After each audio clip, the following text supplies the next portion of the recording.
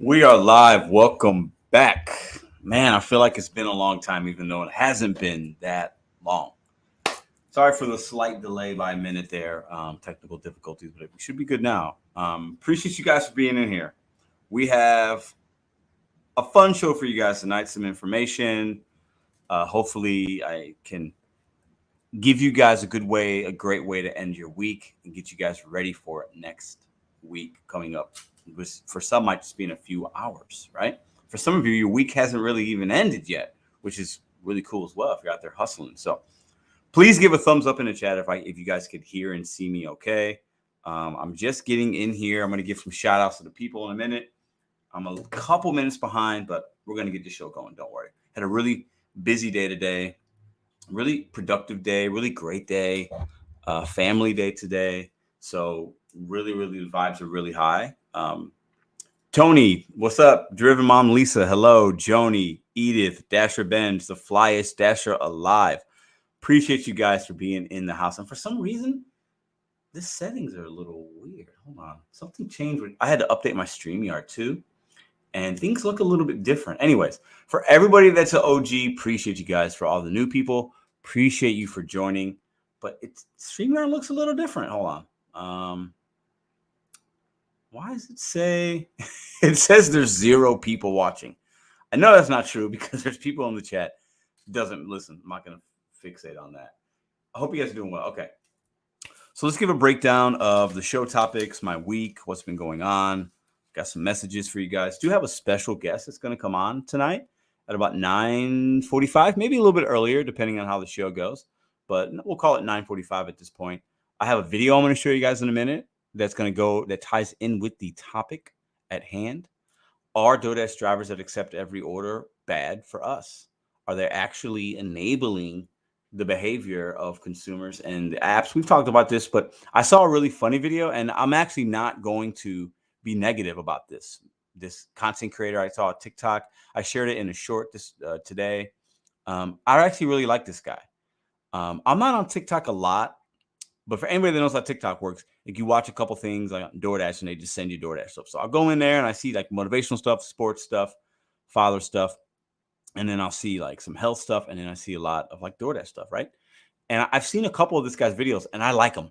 I actually I sent him a message in a comment of the video that I made today on the video you guys are going to watch. I said, hey, man, I'd love to have you on the show and just talk because I think his perspective's different. And I'm done calling people. Well, listen, let me back up. I like the guy. I don't know why I like him. Some people you watch and you're like, yeah, I kind of like his vibe. I kind of like, and you can like somebody that you think works the app differently, right? I think some of you guys work the app differently to me. Maybe you like me, maybe you don't. Maybe you work the app the same way I do and you don't like me. It's all good, right? It's okay. We all don't have to like each other. But I like this guy. I just like his aura. I like his vibe. I like what he said in this video. Not everything, but some. So I'm going to bring that video up. So are DoorDash drivers that take every order actually hurting the DoorDash app and hurting us? Because they're taking everything, and it makes it hard. Doesn't make it harder for us. We'll talk about that. And then kind of a little teaser into the guest I have. So Dashing Trader is going to be joining us. That's our guest. He's going to come up. I will have the StreamYard link available for you guys as well after we talk about the topic and maybe before Trader comes on. And high acceptance rate versus low acceptance rate. I put a community post up a couple weeks ago. I think 2 weeks ago tomorrow, if I'm not mistaken, asking would somebody like to challenge me in my market, or I'll go somewhere. And Dashing Trader, within that time frame, he moved back home to St. Louis. His acceptance rate is below 50%. I don't know what it is. He'll share that with us. And mine obviously is, I think right now it's 75. Okay. So this week, him and I are going to give you guys content. We're going to meet up every day. Listen, I'm not going to share too much about it, but I have a fun week for you guys. I want Trader and I to talk about that with you guys together. This week's content is going to be really fun. And I plan on doing it because other people reached out to me with some other people, but I wanted to do Trader first because he's family, right? He's a friend of the show, as some people would say. I've met Trader once. Cool guy, family guy. So we're going to have a really good week for you guys of some really interesting content, entertainment, mixed in with some actual, we're going to show you guys results and we'll see what orders we get in the same exact market, working the same zones. So I'm really looking forward to that. We were going to do it last week, but then some things happened and we had to postpone it. So appreciate the 170 in the building. What up, Jeff? What up, James? What up, Krista? Listen, appreciate you guys. Hit that thumbs up. I want to get some people in here tonight. I feel like we didn't have the Sunday live show last week because I didn't want to do it. Just wasn't in the mindset to be on camera and just try to be positive for you guys because of some things that happened. And most of you guys if you're here now, you probably know. We won't get into that, but I said, you know what? I feel good today. Today was a good day. So that's what the show topics are. And then another little topic I want to bring up, and I think some of you guys could come into the StreamYard and also talk about this is, so, basically we have our drivers to take everything actually hurting us, ones that cherry pick. And I still consider myself a cherry picker. You guys say what you want. I know my AR is high, but I don't take bad orders. For me, it's personal, right? Bad orders are relative. High AR versus low AR challenge this week. We'll talk about that with Trader. And in the third topic, we talk about hot bags. Listen, I preach hot bags. We should have hot bags. We should use hot bags. But I'm going to give you guys a little spin on the optics of a hot bag and why I think the reason we should be using them versus the reason I think most of us think we should. Third topic, do hot bags really keep the food hot? I'm going to share some info with you guys, some opinions. For those of you that know, I worked in the service industry 18 years. I know all about food temperature safety, danger zones of food, how people can get sick, how a lot of us think we can get sick, but we probably won't based on temperatures of food, what foods are the most. I'm not going to go into all that, but my point is I want to have a little bit of a discussion with anybody that wants to, and I'll share an opinion later. Hot bags. For me, there's really two reasons to use them, but actually one is way more important than the one that most of us think is probably important. We'll get into that. Those are the topics. Let's get into the 3 featured channels, and I'm going to get into the live chat, and then I'm going to get into my week. So 3 featured channels. John Billings. John Billings is somebody that's been reaching out to me. Him and I are eventually going to do a little bit of a challenge on a one-day kind of deal. So check out John Billings, John Billings.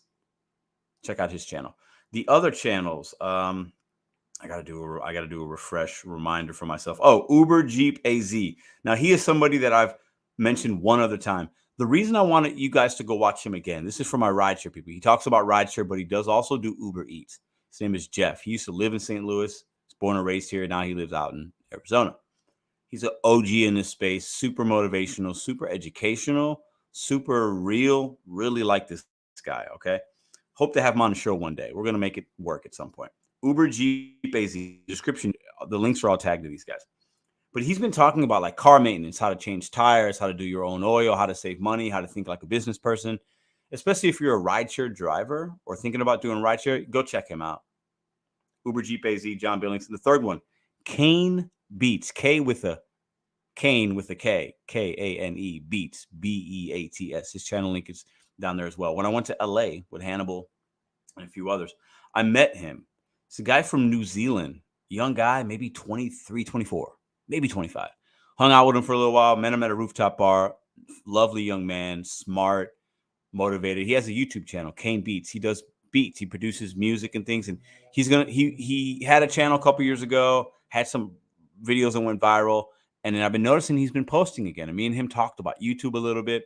Go check him out. Go show him some love. If you like hip hop music or beats and things like that, I think what he does is really interesting. It's really cool. Go check him out. Kane Beats, Uber Jeep AZ, John Billings, 3 featured channels this week. Now, let's get right into the week I had this week. Pretty solid week. Thank you, Driven Mom. Mel C, always good to see you. I don't always see you, but when I see you, I smile because Mel's been with me since day one. Appreciate you dropping in. That means a lot to me tonight. This week was a good week. I worked 4 days. We dropped a video talking about the 4-day work week, something I've been working towards, thinking about. I worked 4-day work weeks in my prior restaurant life at Applebee's. I implemented it back in the day when it was starting to be a thing in some W-2s.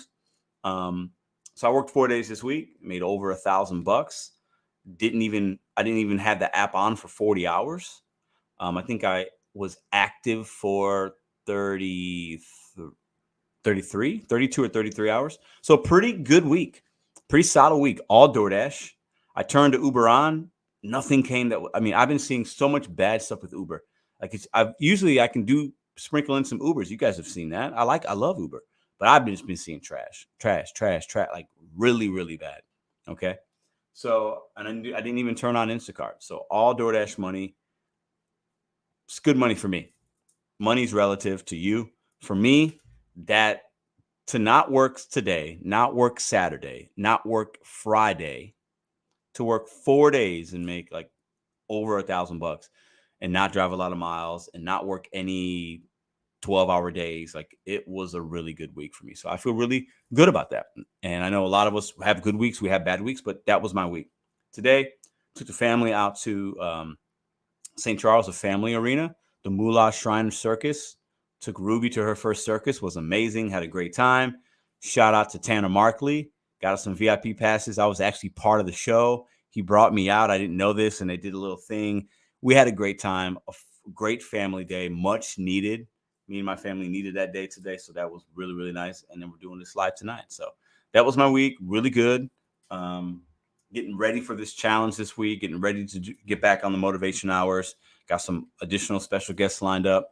We missed last Wednesday because of family stuff that was going on. So I still am going to have the U.S. men's national soccer team's leadership and lifestyle coach on.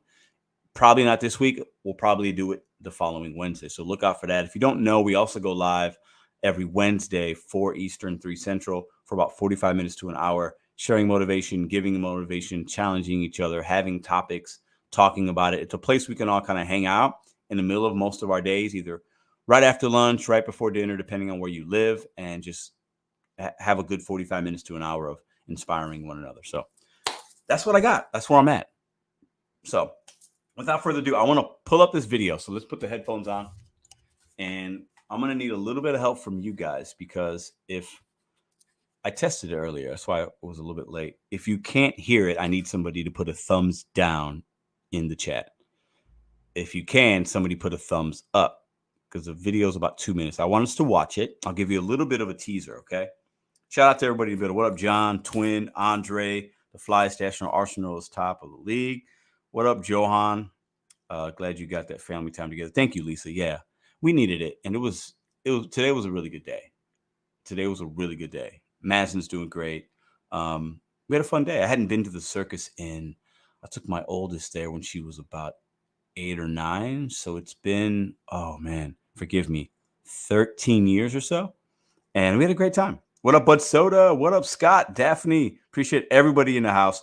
Hit that thumbs up for you, boy, if you don't mind. Scott, what up, what up? Okay.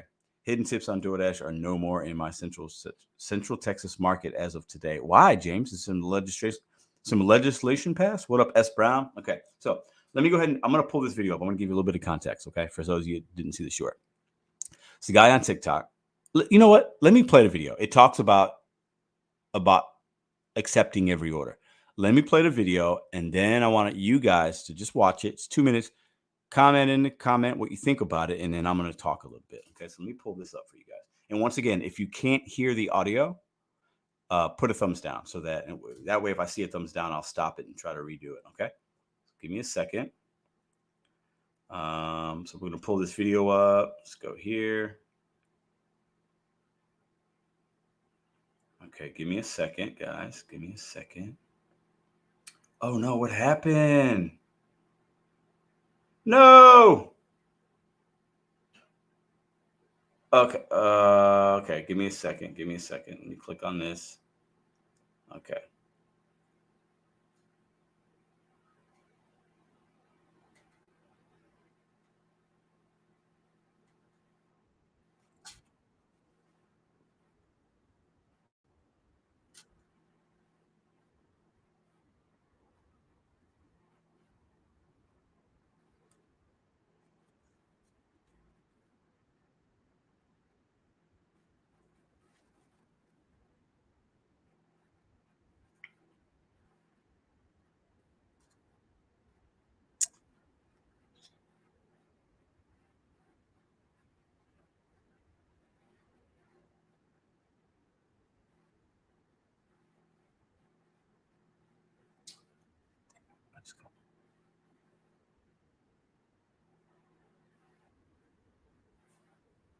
Okay, so no sound.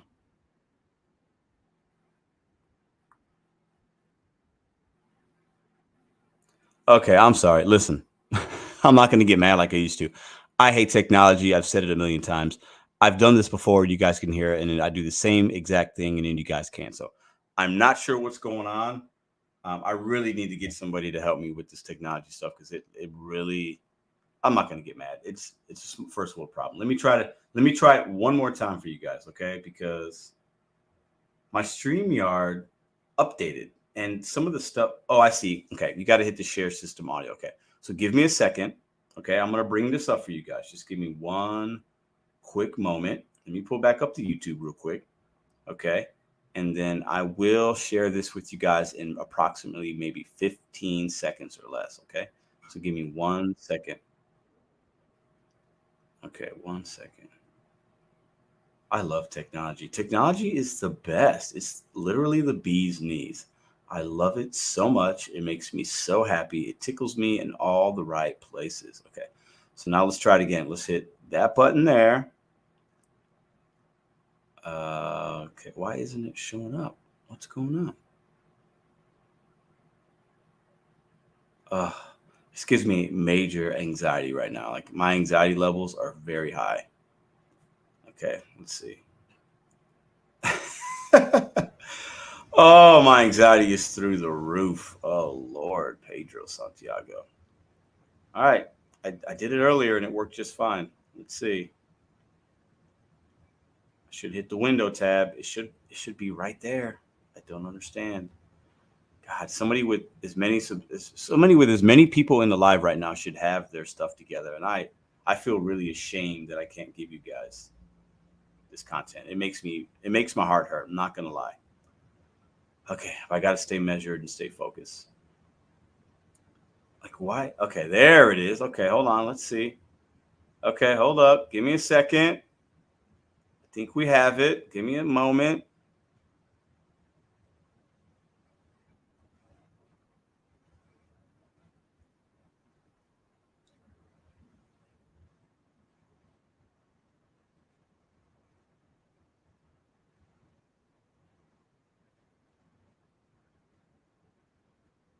What is going on?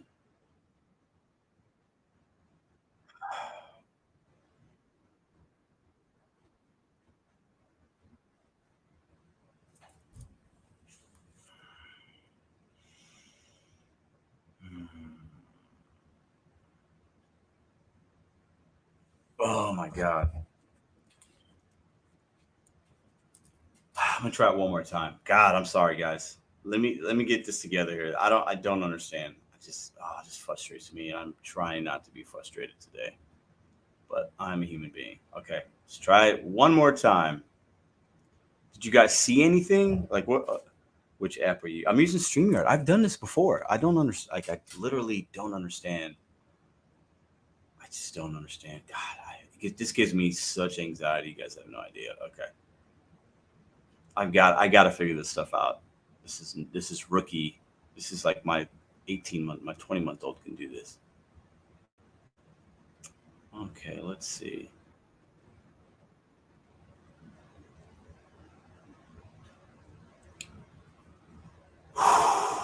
Good Lord, have mercy on my soul.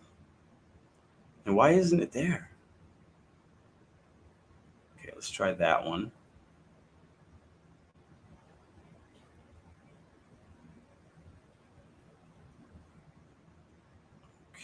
Okay. I think okay. Can you guys see that? You guys can see both of us. Are we good?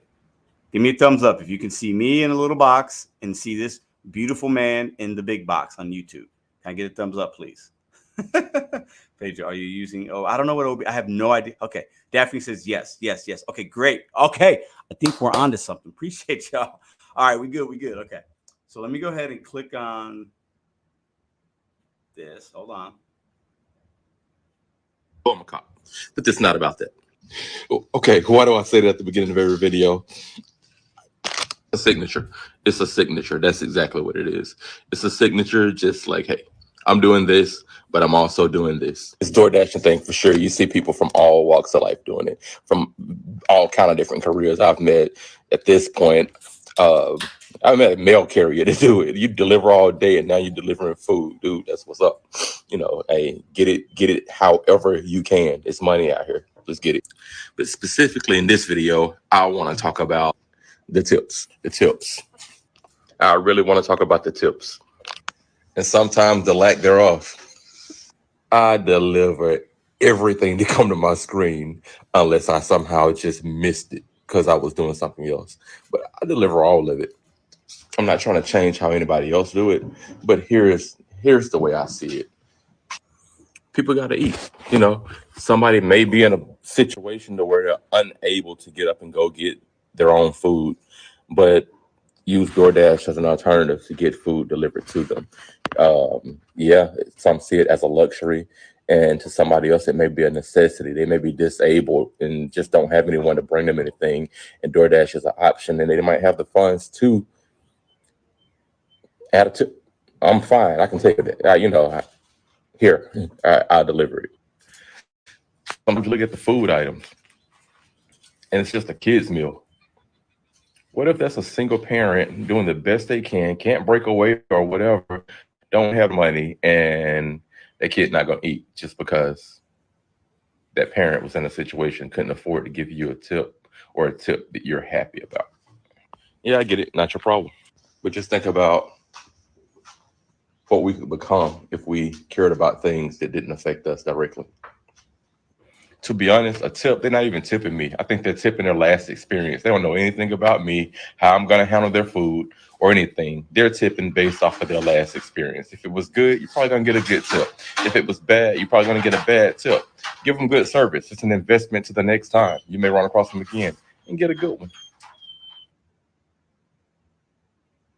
Okay, let me remove that. Okay, so I have a lot of opinions here, and none of this is going to be new, groundbreaking information for anybody. But I saw this guy, and there are some things that I like about him. But I'm gonna give you guys a backstory. He's a cop, so in the beginning, he's a police officer doing DoorDash, which is weird to me for a lot of different reasons. That's probably a whole nother live or a podcast, right? But okay, anyways, let me say that about this. Okay, he's a cop doing DoorDash. Imagine he pulled over a guy or arrested a guy or a woman or somebody's mom or daughter or boyfriend. Imagine that for a second. And then the next day, he's out there delivering him the food. Like, can you imagine? Because he probably, I don't know. Can you imagine being a police officer? You arrest the dude. And then, like, let's just say a week later, you're dropping off a hand-me order.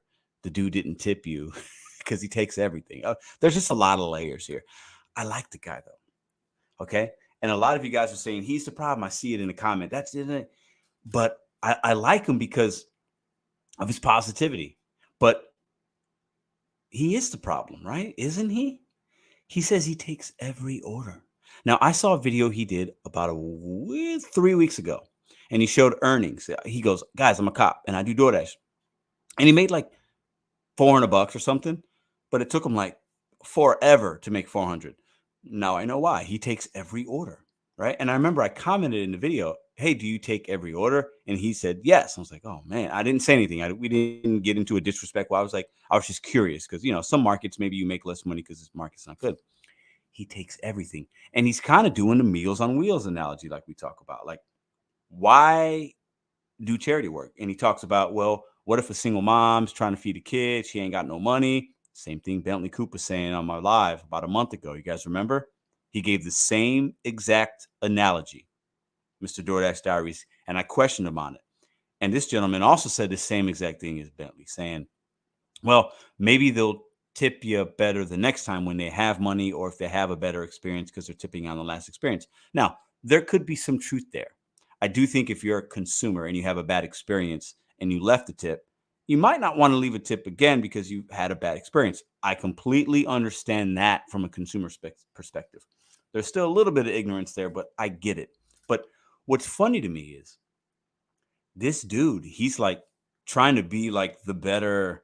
He's trying to, he's being like all holy with it. Like, well, I feel what can we do as a society and as a people we could imagine if we didn't think about ourselves.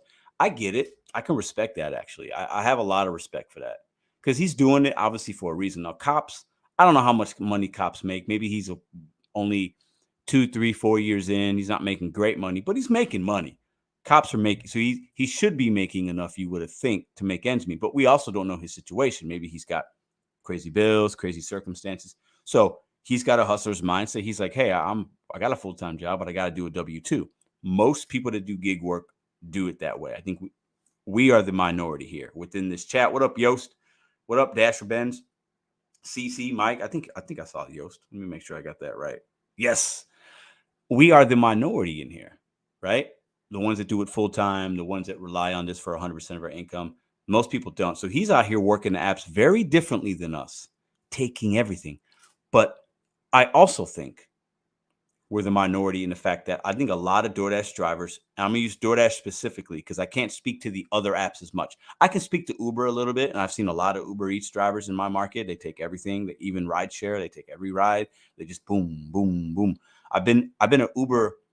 The way I got introduced to the gig economy was through rideshare. I was a passenger getting around when I didn't have an automobile, and it'd take me to work, run errands, and I'd be in multiple cars, sometimes 7, 8 times a week, different drivers. And I swear, most of these guys and women, I would see other rides come through, and they wouldn't even look at it. They would just boop, accept it. I believe most drivers have a high AR. And that's going to go into what me and Dash and Trader will talk about and what we'll show you in this content. I don't have all the analytics to back it up. That's my opinion. But I think a lot of drivers take almost everything, especially if you're new, and he's kind of new to this game. He probably hasn't seen a lot of videos talking about being a cherry picker, being patient. AR doesn't matter. I don't think he's seen that. I think he's just like, hey, I just want to make money. Maybe he has a little bit of what some might call an employee mindset, and he's just taking every order and he feels good about it. And he's not realizing that, is he the problem? Is this why we're seeing $2 and $3 orders? Because DoorDash knows most drivers are like this gentleman. I don't know his name. I need to figure out his name. I think I'm going to reach out to him a few more times. I'd love to have him on. So I think his perspective is different and unique, especially because he's a cop. I think that's when he says that in the beginning, I'm like, what the hell's a cop doing door?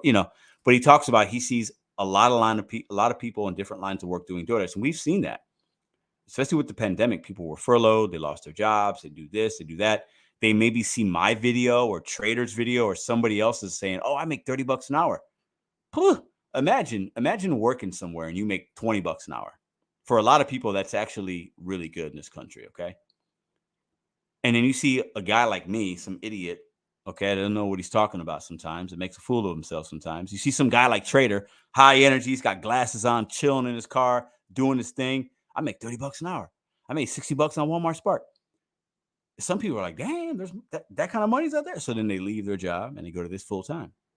I talked to a guy on the phone yesterday for 45 minutes. Great guy out in Virginia. Okay, new friend of the show. We just chopped it up. He had some questions. Anybody who wants to chop it up with me, reach out to me. If I got time, I'll make time. Okay, and usually I got time. And his acceptance rate is 100%. He's not even he's 900 and something deliveries. So he hasn't hit 1,000 deliveries yet. But that's enough deliveries. That's still a lot of deliveries, okay? But he's still kind of new, right? Few months in, I think. And 100% acceptance rate. And he told me on the phone yesterday, I don't mind doing a $3 order for a mile. And he watches my channel. And I love this guy. He's a cool guy. We had a great conversation. He's also a family. He's a father. Got a family, got a little one. I like this guy a lot. We talked about other things besides DoorDash.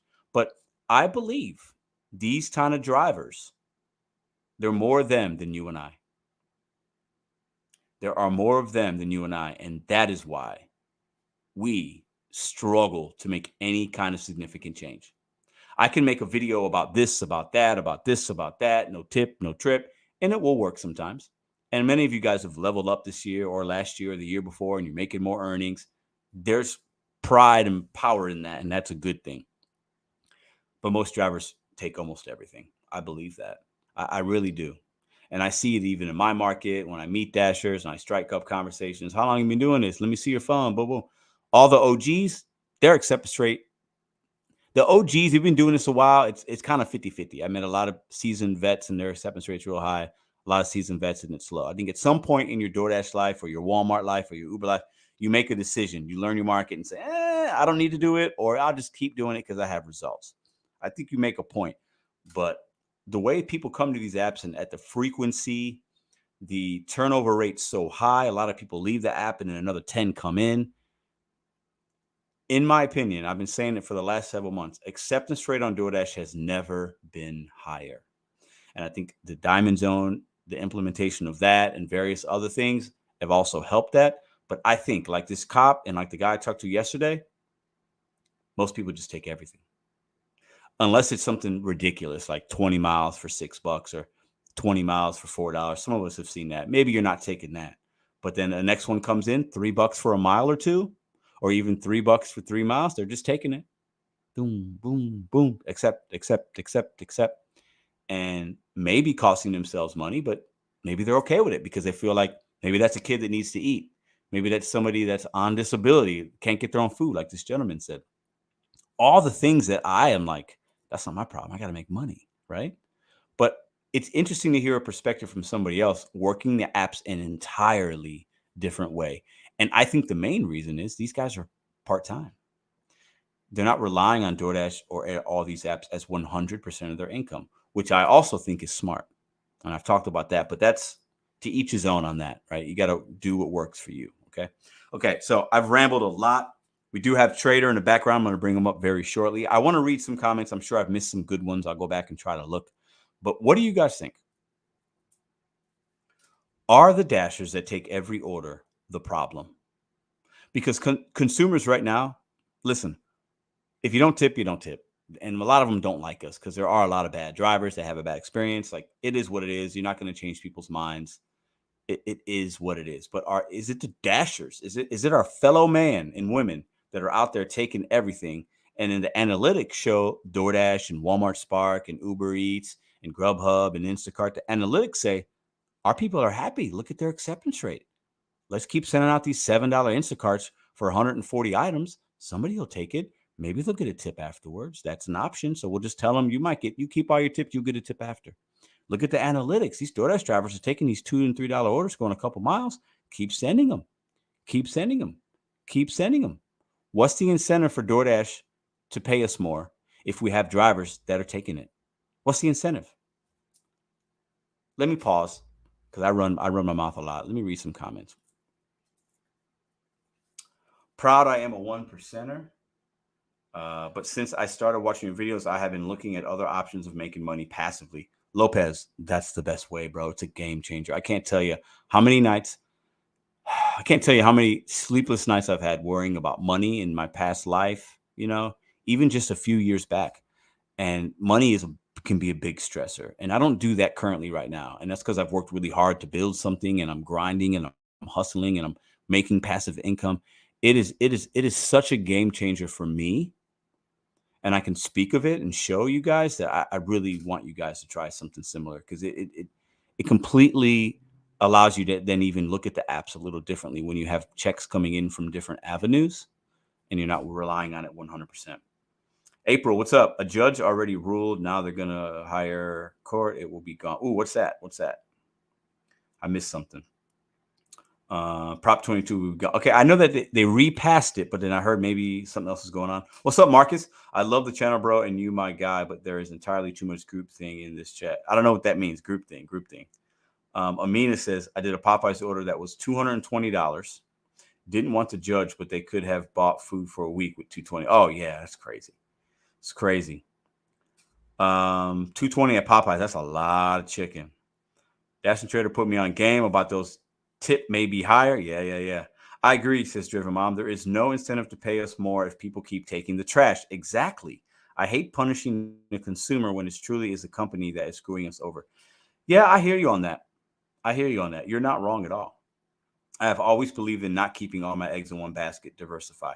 Sarah, great. It won't matter. DoorDash always hiring new drivers that will take $2 orders. Yep. Eat more chicken. Krista, you're absolutely right.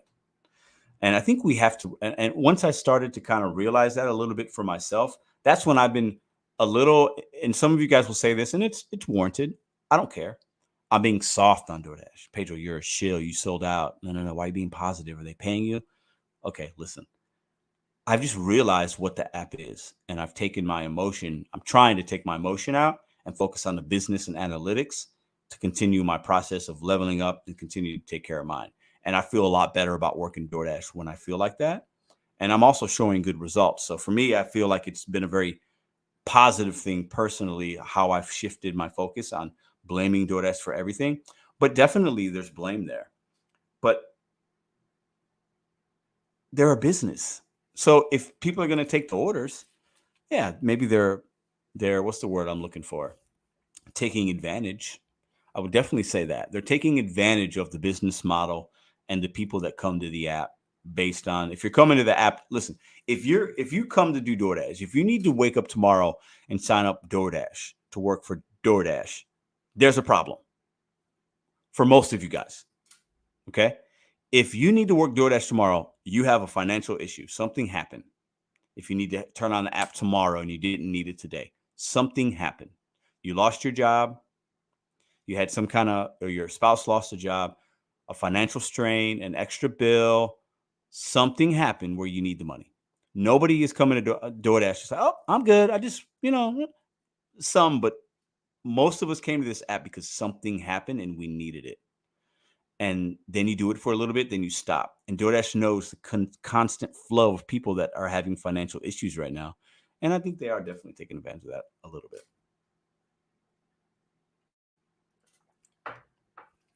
Okay, so let's see. So let me put this up. I got to get, okay. So the Flyest Dasher Alive says, I take the $3 order to go 1 mile, then a $9 for an additional mile pops up. Sounds like money to me. Hey, listen, that happens. I know. Listen, and there could be things said for that. And I think that the ones that take everything can say that, and it always works out. There could be truth to that.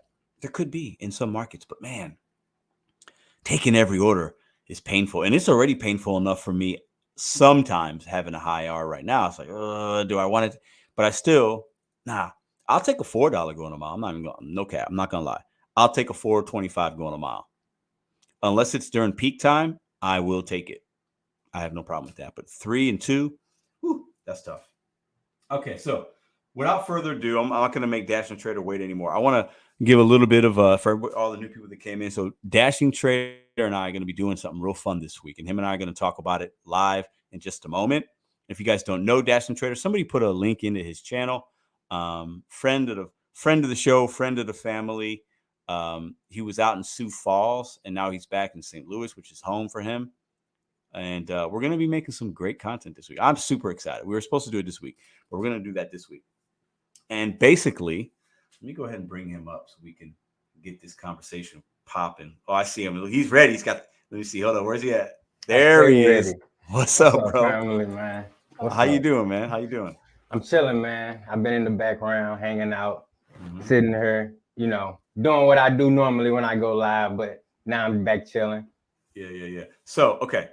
Let me give the people. Actually, you tell the crowd, what do we got going on tomorrow? I want you to tell the people what we got going on and give them a little bit of a. So check this out. We had a discussion a couple weeks ago, right?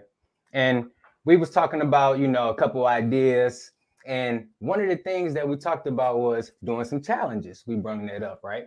And we gonna be doing some more challenges with more people coming up soon. But since I'm back home, we thought it'd be good to really get down and show you guys what orders look like between somebody who's a top dasher and somebody who's obviously not a top dasher. So hold on. Who's the top dasher in this scenario, Trader? Top dasher stats, I should say.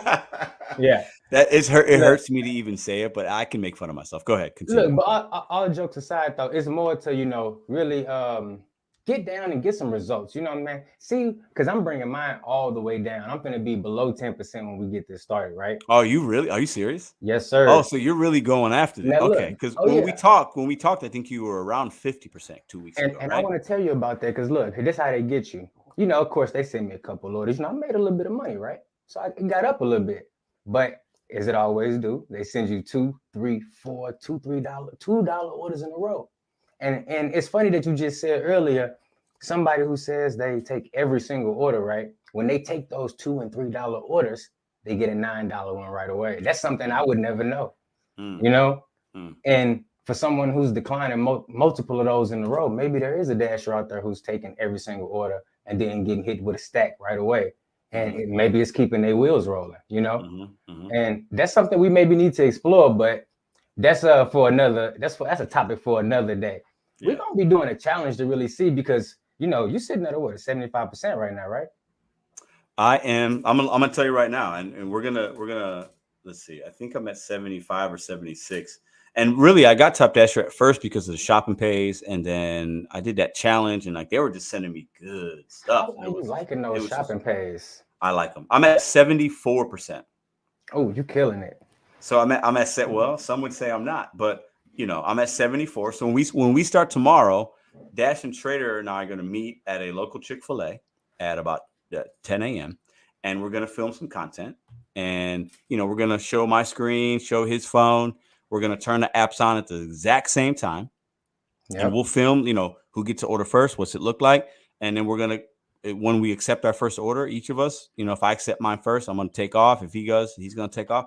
We're going to go our separate ways, and we're going to check back in about 3:00 that day, probably in the same parking lot. We'll figure that out tomorrow, and then we'll see how much we made. We're going to each screenshot every single order that we took, and we're going to see, and we're going to do this week. And I think it's going to be fun.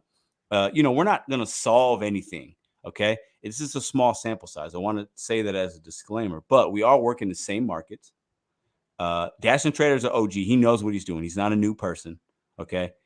So it's not like if the results, I think they're going to be pretty close. And also, no, neither one of us have large order program too. So we will not be, doing any large order catering, anything like that. We want to get some really basic ground roots results, because if you're a brand new Dasher and you're coming in, you're not going to have no large order program right away.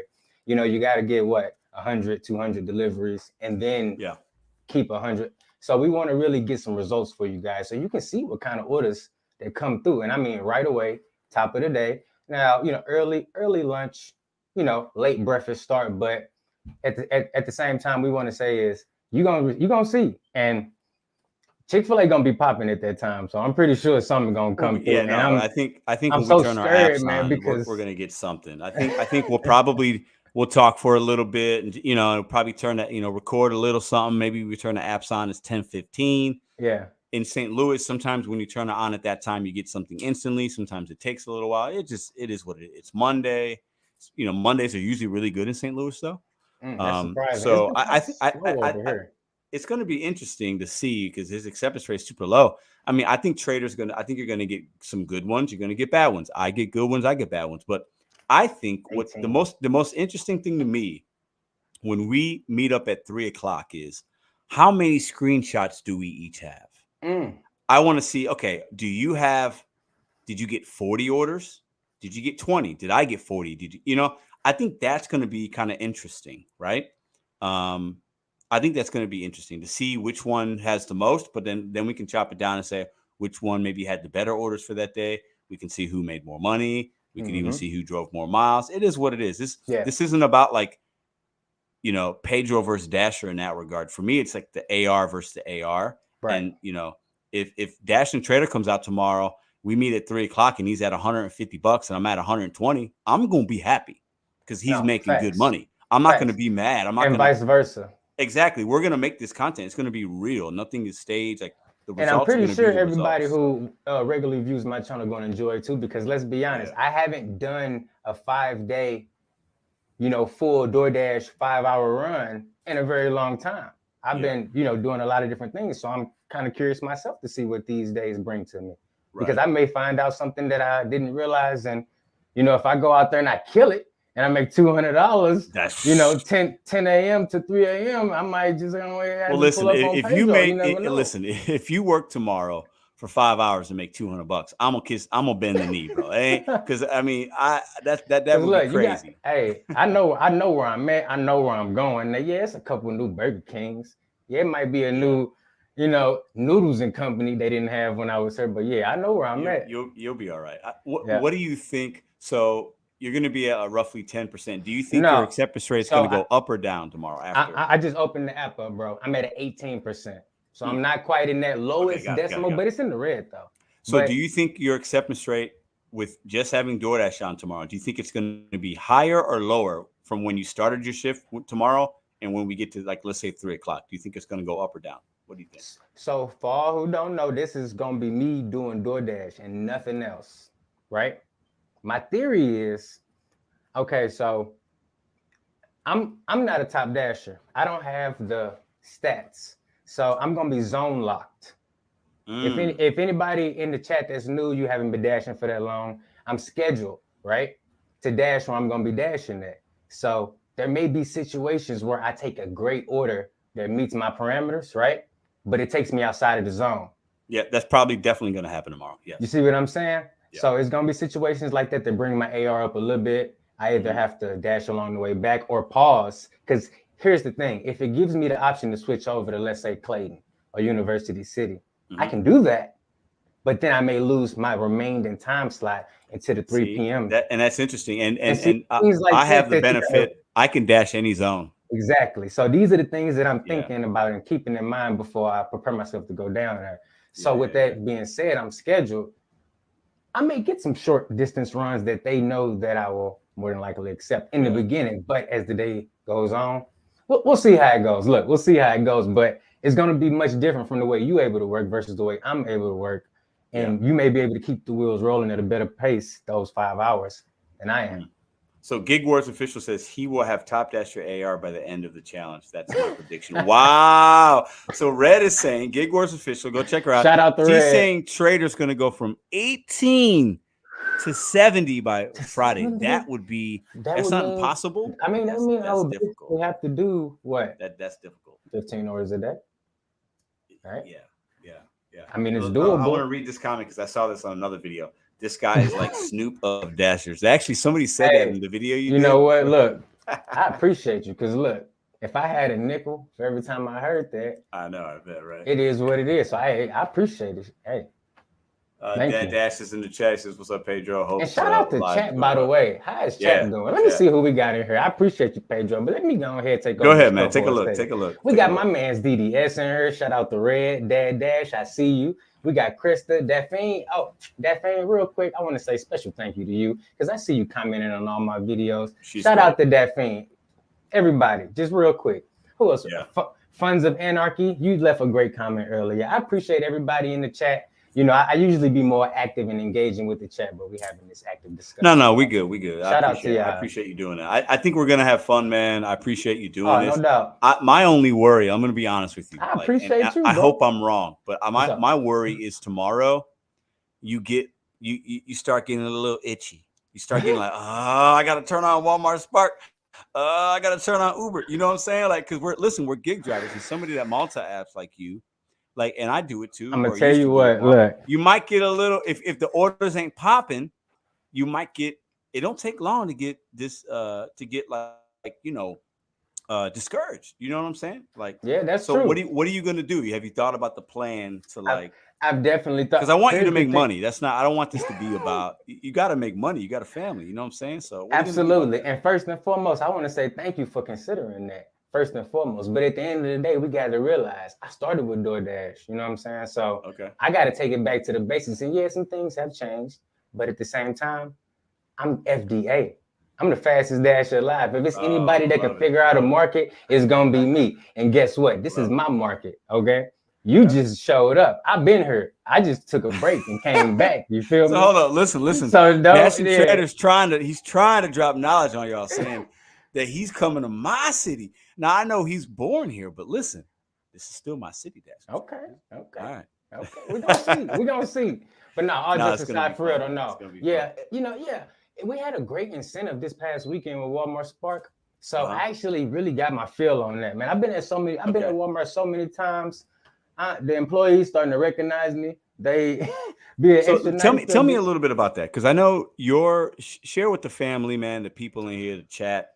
Shout out to the 292. Hit that thumbs up for your boy. To the 292. Now, you're in Glen Carbon, right? Yes, sir. So Glen tell me Carbon. about where you've been working, like with the Walmart. Have you done Okay. Webster Groves and Glen Carbon? Are you in Illinois and Missouri? Like, tell me a Yes, little bit about what sir. you've been doing. Absolutely, my brother. Look, so check this out. I'm in Glen Carbon, Illinois. Right next door, I got Edwardsville right next to me, right?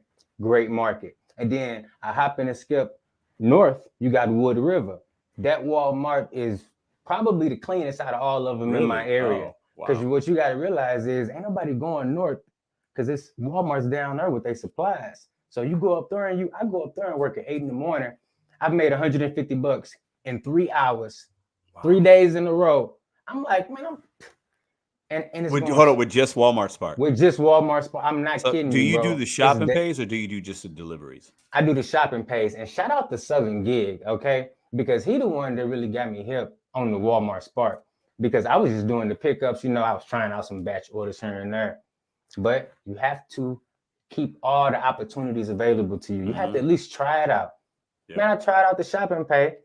I wasn't maximizing. I wasn't optimizing. I talked to Bobby about it. Bobby was like, look, you got to do it like this. If you do these, if you implement these tips, it'll help you. I'm like, man, I'm in there getting all them items in less than 15 minutes, delivering them in 10. And the payouts on these shopping pays, they are basically catering orders. Come on. So like on Walmart Spark, is the base pay usually pretty good, and then if there's a tip, it makes it even better. Is that how it works, or is the base? Or do you still really need a really good tip to make good money? I'm so glad you asked about that because how many people you say you got in here? 299. They need to hear this. Look, if you're doing Walmart Spark and you're able to multi-app, you're gonna win because the way the tips come through on Walmart Spark is so much different from the food delivery. Okay. First and foremost, yes. Walmart, they base pay on a mile to money ratio basis is much better than the food delivery. And then outside of that, the tipping factor, you have to look at the tips a totally different way. And shout out to Corey. Shout out St. Louis is in the house tonight. Yes, sir. Look, now this ain't gonna be for every market, but the tips that you see up front, in my experience, a lot of the times they stick. We've heard about tip baiting. We see it on Uber. We see it in other places, but I know this ain't gonna be for everywhere. But from my experience, most of the tips you see, they're gonna stick on Spark. Now here's the kicker though. A very, very high percentage of the no tip orders, meaning orders that don't have a tip, but the base pay is acceptable enough for you to take that, you're getting 2 to 1, 3 to 1, whatever. Those orders still give you tips. By the time your weekly earnings come around, so it's a whole different situation where you have a big old pool of base pay orders that are way more acceptable. And this ain't gonna be for everywhere, but I'm telling you, if you got a chance to try Spark, it's gonna change the game for you. Yeah, and I think you bring up a great point, and we should be for real. And I just should be really figuring out what apps, what apps are gonna hit for you, and try different things out. Right? It's good because and you may be doing your thing with one app or 2 apps, right? Or maybe you dibble and dabble. But I'm just saying, try Walmart Spark because it's more opportunities, and they kind of making it's getting harder to get in. I'm hearing people having insurance update issues and different things going on. So you want to get in there before it's too late. Absolutely. I appreciate that information. That's good, man. I met a guy, couple executives at the Walmart at the Herbivore event in LA. And I'm going to get on it. Like I told them, like, hey, I signed up and I get the messages from them, but I can't get through. Like something's going on. It's very difficult, bro. I'm going to get on and definitely try it because I definitely hear good things about it. I don't like Walmart as a company, so that's why I've been dig it. Reluctant. But if the money's good, the money's good, and it's not going to always be there. You're going to have different things going on during the holidays, but I just wanted to let people know because that's an opportunity, and it could work for you. And if it could help a couple people, and they could fit it into the equation, because you don't want to have all your eggs in one basket. Yeah. And Walmart's everywhere. Oh, well, and they're not going anywhere. So they're not. So let me ask you this. So we turn the apps on tomorrow. Let's just say it's 10:30. We get our first order. We're going to meet up at 3:00. So it's 4.5 hours, right? And how many hours? No, 5.5. No, hold up. No, that's 4.5. 4.5 hours. Yeah, I had it right the first time. 4.5 hours. How much do you want to make? What if you just doing DoorDash? What's an acceptable number? Have you thought about that? Like if you're working 4.5 hours. I'm gonna tell you right now. What do you So think? if What's I'm your working, prediction? if I'm working 4.5 hours, I don't care about active time. I don't Right. care No, about none no, of I'm that. saying we I got the care apps about. on for 4.5 hours. Yes. I would be upset even if I had $20 an hour. I would find that is not enough. If I get 20, if I let's make say you're at $20 $90, an hour, so if you're at $90, you're gonna be that's not good for you, is what you're saying. yeah, for 4 hours on DoorDash, Yeah. nah, that's not gonna be good. What For do you me, think? but what you got to realize is that's for No. me. Yeah, Yeah. What that's do you not that think? What do you think you're gonna pull in when we meet up in that parking lot? What do you think that number is gonna show? What do you think? 115. 115. I And think that's that's a being pretty solid conservative. I guess. think that's being conservative. Yeah, I would hope I for think more, right? yeah. I think And that's it could solid. be And less. Let's not kid ourselves it because could look, anything can could happen. be. It could be that slow day. Any day could be the Yeah. slow day. Tomorrow could Yeah. be that day. But It I'm could not be. hoping it's gonna be that day, right? Neither am I. Yeah. No. I think 115. I think that's a really good. I think I'm gonna say I think you're gonna be at 118. That's where I think you're gonna be at with just DoorDash tomorrow. That's a pretty 118 precise bucks. prediction. If I'm at Yep. 118, bro, I'm gonna be like, man, DoorDash know somebody. I'm I'm giving like, you I'm Pedro giving knows you an somebody up extra there. I'm giving you an extra $3. You know what I'm saying? So I think I you're gonna be at appreciate it. 118. I think you're going to drive about And I will be tracking my miles through Solo. I So think we'll you're going to have drive that about too. 60 miles. That's my guess. I think you're going to drive Okay. 60 miles. I think you're going to be at Because 118. you know how I work, right? I work above them. Yeah. You know. Yeah. But I think you're going to do fine. And I think our numbers are going to be really close, actually. That's what I think. I don't think I'm going to make significantly less or significantly more. So I got a question. I haven't experienced this yet when I was down there the few times I have been down there working, right? Will they pause me or end me if I decline 10 times in a row? Oh, yeah. I mean, it's been a Because I while haven't seen it yet. Yeah, it's been a while since I've been paused, only because I'm not seeing as much trash. And that's what I've been trying to tell people. Because I'm just sharing my experience. I'm not telling you this is fact. I'm not seeing as many $2 and $3 orders. I still see some, but I'm not seeing as many. Okay.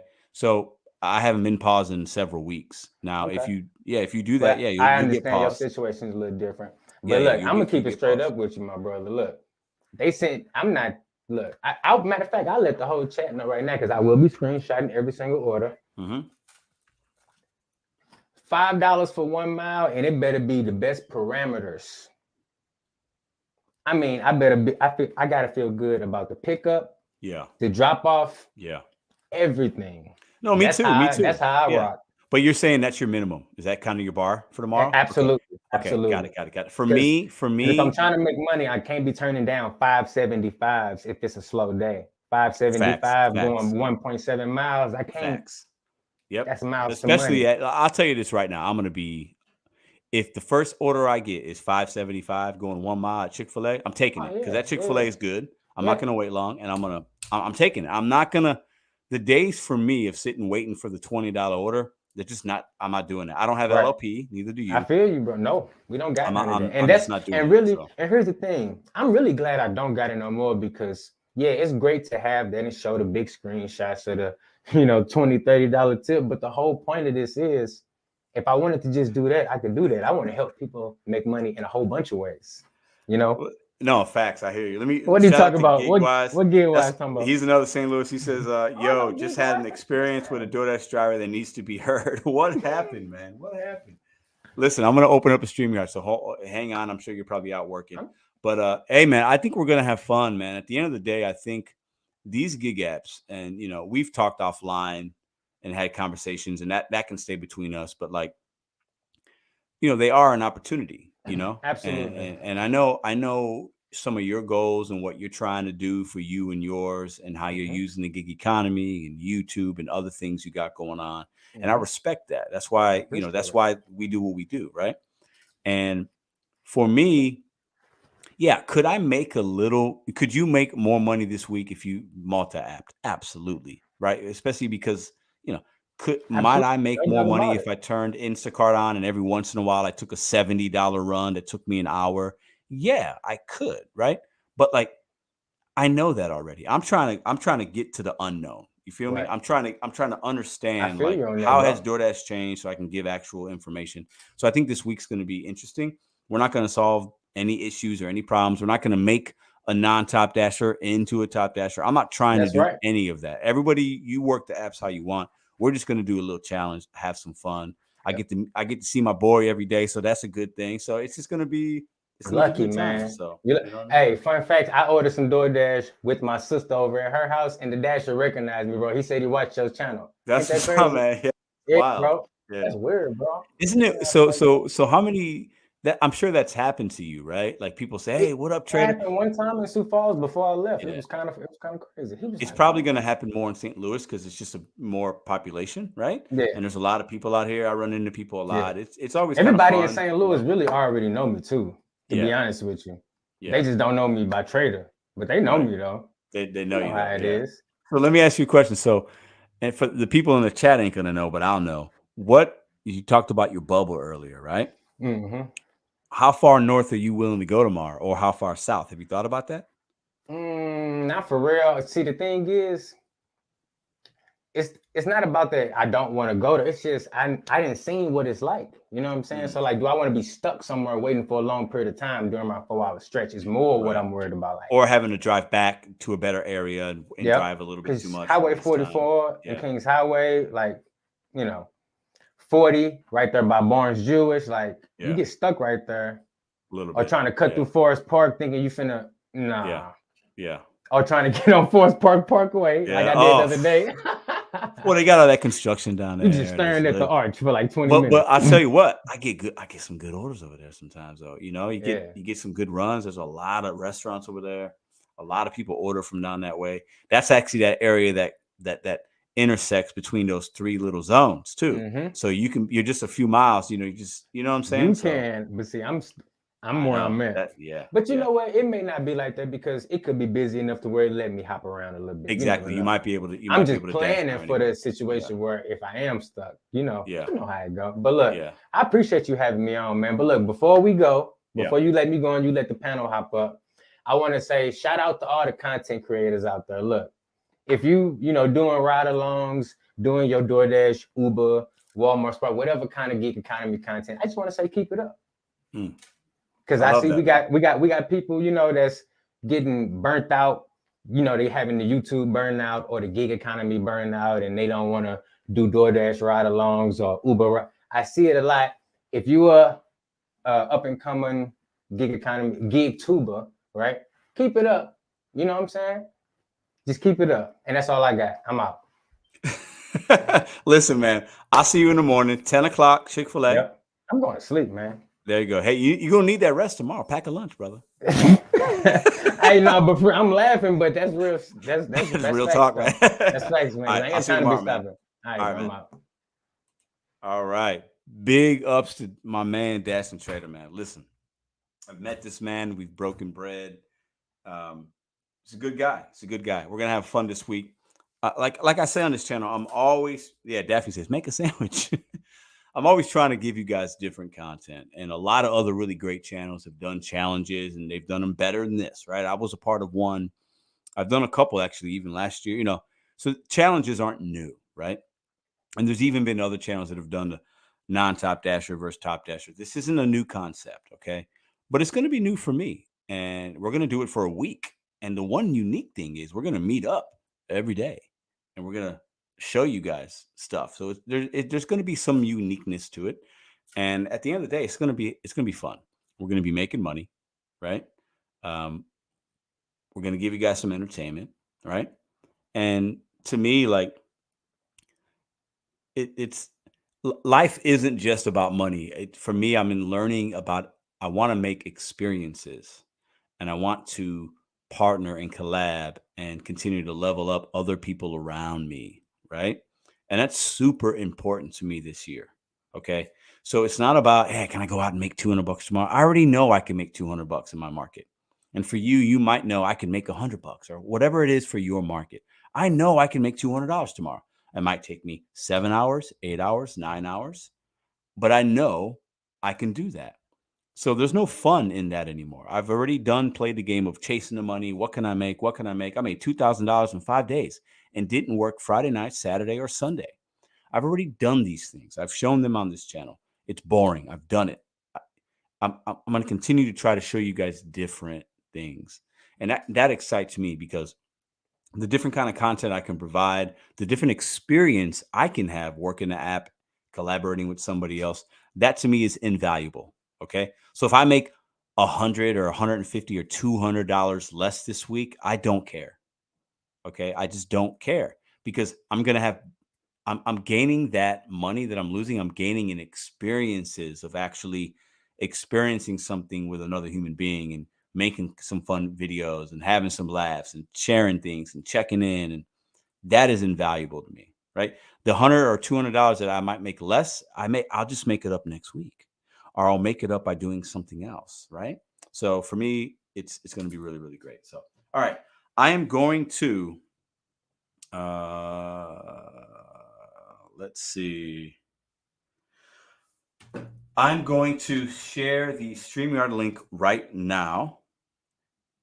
And there we go. I'm going to pin it and I'm going to talk about the topics. Oh, hold on. Let's see if I can share it. No. Oh, replace pin. Okay, so now it's up at the top. So if you want to join in on the conversation, our drivers, in the beginning of the show, I showed a clip. Drivers that take every order, are they the issue? Are they the ones to blame? Okay, if you're taking every order and you're just, oh, customers are going to do this and I don't care, I take everything, are they to blame? Another topic. Obviously, we can talk about the high AR versus low AR if you want to, because Trader was just on. But hot bags. I want to talk about hot bags for a minute. I'm going to give some time for people to allow you guys to jump in if you want. If you haven't jumped in and been a part of the live show, check the pinned comment at the top of the comments on your phone or even on your laptop or whatever device. Come join the show. Hot bags. I'm going to give you guys a hot take right now. Hot take for hot bags. And some of you guys aren't going to agree, and that's okay. I gotta pause myself as I'm going to say this because I'm going to get some heat. Marcus, I see you, brother. I'm going to bring you up. I got you. I see you. I see DDIS. I see Bud Soda. I see the Matrix. Love it. This is going to be a great panel. Okay. I've worked in restaurants for 18 years. I've done every job under a restaurant roof, every single job.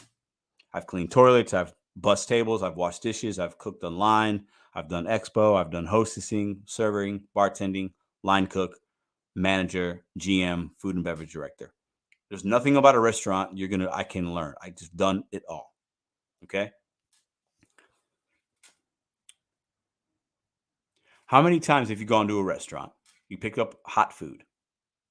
Okay. Most of what we pick up is hot. Sometimes there's a cold beverage or ice cream. Most of what we pick up is hot food.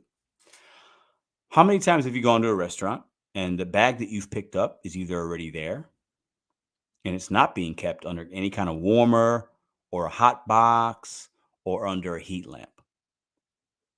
How many times have you picked up an order and they're bagging it up right there and it's coming right out of that expo line? They're bagging it, boom, boom, boom. You know, it's pretty fresh. Boom, they hand it to you within a few minutes. That food's it's as hot as it can be when it's being handed to you. It's basically as hot as if it was being ran to the table in the restaurant. The temperature is the same. Okay, that chicken strips and fries and coleslaw, it's the same exact temperature as if it would have hit that table. Okay. So you put it in a hot bag because we all should be using hot bags. We're not saying we shouldn't. You put it in a hot bag. So those chicken fingers are probably, if they came out of the grease and they bagged them up, they're probably about 180, 190 degrees. The fries are about 140, 145 and going down. Fries get cold really quick. The coleslaw is probably at about 40, 38, 37, somewhere in there. Trust me, I know this. Okay. As long as the restaurant's doing their part. That's number. Okay. Got to remind you guys of that. That pasta, let's say it's a pasta bowl. It's probably about 180, 190. Okay. Put it in your hot bag. Whoop. Zip that hot bag up. Whoop. Close. It's sealed. First, what kind of hot bag are you using? And do you think the temperature is going up or down, or is it staying the same? Most cases, it's going to stay about the same. It will go down. Putting food in a hot bag is not going to make the temperature go up ever. Okay, so the first scenario is how often do you walk into a place and the food's just sitting there? You go to Chipotle, food's right there. That burrito bowl is there. Let me tell you something. Have you ever eaten a burrito bowl from Chipotle after it's already been cooked for 20 minutes, 15 minutes. What's our average time on deliveries? Usually about 15 minutes, right, guys? Sometimes less. It's usually about 15, 20 minutes. And who knows how long that food's been sitting there. That rice is not cold. The rice is cold. The queso is not hot. It's not hot. I don't care what you do. If you put it in a hot bag, it's not hot. Chicken, lukewarm. It's in that temperature danger zone. Trust me. So does a hot bag really work? Or is it optics? Let me share with you my opinion. We should all use hot bags.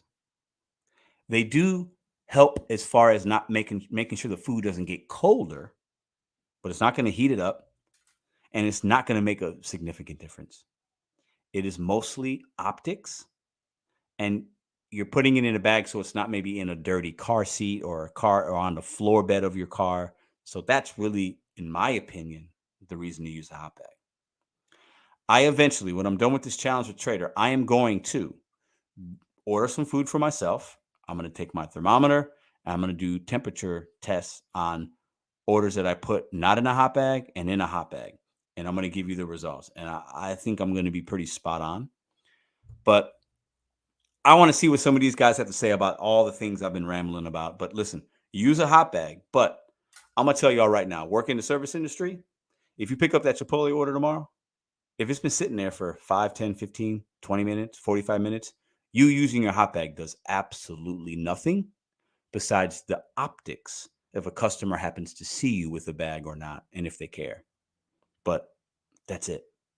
We're not saving the food. We're not making it any better. It's the jobs. If the restaurant isn't holding it properly, us using a hot bag does nothing for the temperature of that food. And if anybody thinks differently, I would love to have a conversation with you about that. So there we go. Feeling good tonight. I'm ready for this panel. Let's see. I see Lisa in here as well. The Matrix, TDIS, but soda. Did we lose Marcus or is he still here? Hold on. Let me see if I can scroll down and see him. Bam, he's alive. All right. So I want to read some comments before because I just talked a little bit there. I want to see what you guys think. I've got 3 pizza bags from Pizza Hut, 1 of a bag. Pizza bags are not free in my market. Let's see. Bags are good for any spills. Very good point. I missed that one. Very good. Especially if it's in a brown bag. That means it's so wet when it gets to the customer. Absolutely true. Where's the best place to buy hot bags? Amazon. Pedro, my hot bag is a mobile oven. The temp goes up in the summer in the trunk. Pedro's going Mr. Wizard. Love it. Hot bags make the food soggy. Good. You guys know that when I worked at, let me share one. Listen, y'all know I like to talk. I got one more story. French fries. This is the number one thing. If you order French fries on the delivery app, they're never going to come to your house and be really, really good. That's just, so we're not doing it. Okay. But when you put a French fries in any kind of enclosed case, they are going to get soggy. That's why you see a lot of places, Applebee's being one of them. When I worked there, we had these little fry bags, like similar to the little thing at McDonald's, but they were like a waxy kind of papery brown bag. And you'd put them in there and you would not enclose the fry because the moisture, they get soggy. Soggy fries are trash. And you can't reheat the fry unless you put it in an air fryer. And who wants to order DoorDash and use your air fryer when you get your food? That's absolutely absurd, right? Or turn the oven on when you get DoorDash? No way, right? So these things that we're ordering, we have very little control of how the temperature of that food, whether we use a hot bag or not. Very little control. We do control if we're putting it and keeping it safe as far as on our bed. And, we should use a hot bag just so that it's not around other things and whatever. But the temperature? No. We are most of the things that we pick up, we are not controlling the temperature of that food by using or not using a hot bag. Maybe the food might get a little bit colder on a cold day, or maybe there's some rain that goes on it if you don't use a hot bag, but that food's going to taste significantly the same regardless. Let's talk about it. All right. Let's bring up this panel. I got Bud Soda in the house. I can't really see him. Is he alive? Is he there? Bud Soda, can you hear me? Oh, Bud Soda is not with us. He's muted. Hold on. Let me give him a second. Let's bring in DDIS. DDIS, are you with us? Got you. What's up, man? What's up, man? Hey, congratulations once again. Thank you. It's all good, my brother. Appreciate it. Fun times. Yeah, I appreciate you, bro. Let's bring in the Matrix. The Matrix, are you there? Yes, sir. And could I possibly go first on this, Pedro? Because this Yes, is my wheelhouse. no problem at all. I love any Thank and you. all perspective. Love it. Let's bring in Lisa, the driven mom. Lisa, how you doing tonight? Good. Oh, good. You're there. There she goes. And then we have Marcus, Mr. Bobby in the building. What's up, Yo, Marcus? what's How you happening? doing? How you What's doing, going brother? on? Good to I'm see all you, right, man. man. How you feel? You I'm too, good, bro. man. I'm blessed, bro. I'm good. I'm good. So let me Absolutely. start. Let me start with the Matrix. Go ahead. The floor is yours, my friend. Okay, so just what you were just talking about, I've been doing tests and studies about hot temperatures. Okay. And you're right. When you get a hot bag, whether it's in a warmer or on the shelf, and you put it in your car, if you put it in a bag and you seal the bag, the only heat source in that bag is the food bag, and it is Correct. constantly going down. It is never going up. And as heat releases in a sealed bag, it releases in the form of condensation, which is moisture. Some of you guys have those Grubhub bags that I have. If you unzip that thing after a 10-minute delivery, it's dripping off the sides of the bag. So you have a lukewarm, soggy bag or pizza box or whatever. So I'm a little bit crazy on this aspect, and I don't expect anybody listening to this to do what I do, but this is what I've done. And I've actually told a couple of restaurants and actually one customer, only one. Your tips probably won't go up from doing this. Your ratings probably won't go up. But here's what I've done in like the last 6 months is I will take that Grubhub orange bag and I will flip the lip of it open. I'm not sealing it. And I slide it up under my glove compartment. And I put the bag of food in there. And then I kind of fashion off kind of an open mouth of the bag on the underside of my glove compartment. Mm-hmm. I crank the floorboard heat. It goes right. And now, some places it's hot, whatever. I have dual control in my car. So I put my side on full air conditioning. So I'm running floorboard heat, which kind of creates like a mini convection oven. Pedro, you know what convection oven is? Just blowing air in a circle. So as the condensation tries to be released, it doesn't turn into moisture. It just kind of revolves back, into the bag as kind of a heat source. So when I deliver and I take that bag out, it's hot to the touch. And I did a couple of tests with some breakfast burritos, and I temped it like you did right in the end of the burrito. When I left, it was like 138 degrees, right around there. When I got home, it was my own burrito. I wasn't temping customers' food. When I got home, about 10-minute drive, I retemped it, and it was 142. Yeah. Okay. So it actually arrived at a 10-minute destination hotter than it left the restaurants. Right. Now, You had hot heat blowing. right. I had a heat source that was not the bag of food. So again, I'm not trying to tell people this is how you do the gig economy because it's kind of crazy, but it's what I do. I don't seal the bag. DoorDash pizza bags have kind of some open vents on the side, which their design is much better because you have to have it vented. If you seal it with a zipper or Velcro completely, it's a wet, lukewarm, soggy mess. It's a terrible form of delivery, but that's my own kind of, I was in the restaurant industry like you for 20 years. So I just kind of have that customer service, food temperature, safety, danger zones in mind. And I had one customer one time that was a hand it to me that said, "You've delivered to me like 5 or 6 times over the last couple of months. Why is your bag hot?" And I explained it to him in a very quicker than this story about kind of how I transport the food. So along those lines, again, I don't expect people listening to this or watching this to do that. But to your point, to go back to this, when you put a hot bag of food in a room temperature bag and seal it, all you're going to get is condensation. The heat comes off the bag, it forms condensation, which is moisture, and you get a wet, soggy mess. Yeah. No, I think you brought up a lot of things that I've been thinking about, and that's why I say it's optics. We need to use them, but it's mostly optics. That we're not really saving the food or improving it. We can make sure we're not making it worse, which I think is important. But it starts with the restaurants and how they handle it, and the timing of it, and the drive, and the distance, and those things are way more variables than if we have a bag or not. But great points. DDIS, what do you think about the hot bag stuff? What do you think about, are we to blame for DoorDash should we blame the DoorDash drivers to take every order for the situation of seeing all the $2 and $3 orders? What do you think about those topics? The hot bagged one, that's pretty quick, man. You took the words right out of my mouth. It's really about the visual for the customer. Because I go to a lot of times to pick up food, and as soon as I touch that bag and it's cold already, I'm already panicking. It's like, okay, crap, because now they're going to assume that I was goofing off somewhere, and I'm responsible for this being cold. So I still got to put it in the bag anyway, knowing dang well it's not going to do anything other than it gives the customer some kind of sense of, okay, hey, they're really taking care of our food. Until, I mean, we're not there to see them or their facial expression when they actually open it and see that it's still cold. Right. But yeah, it's just for their sight.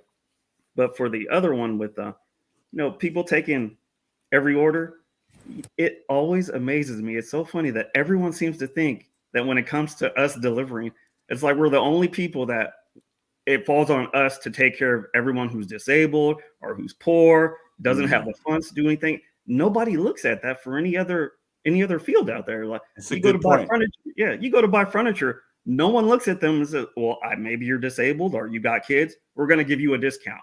Nobody looks at that. It's only when it comes to us. And you know what?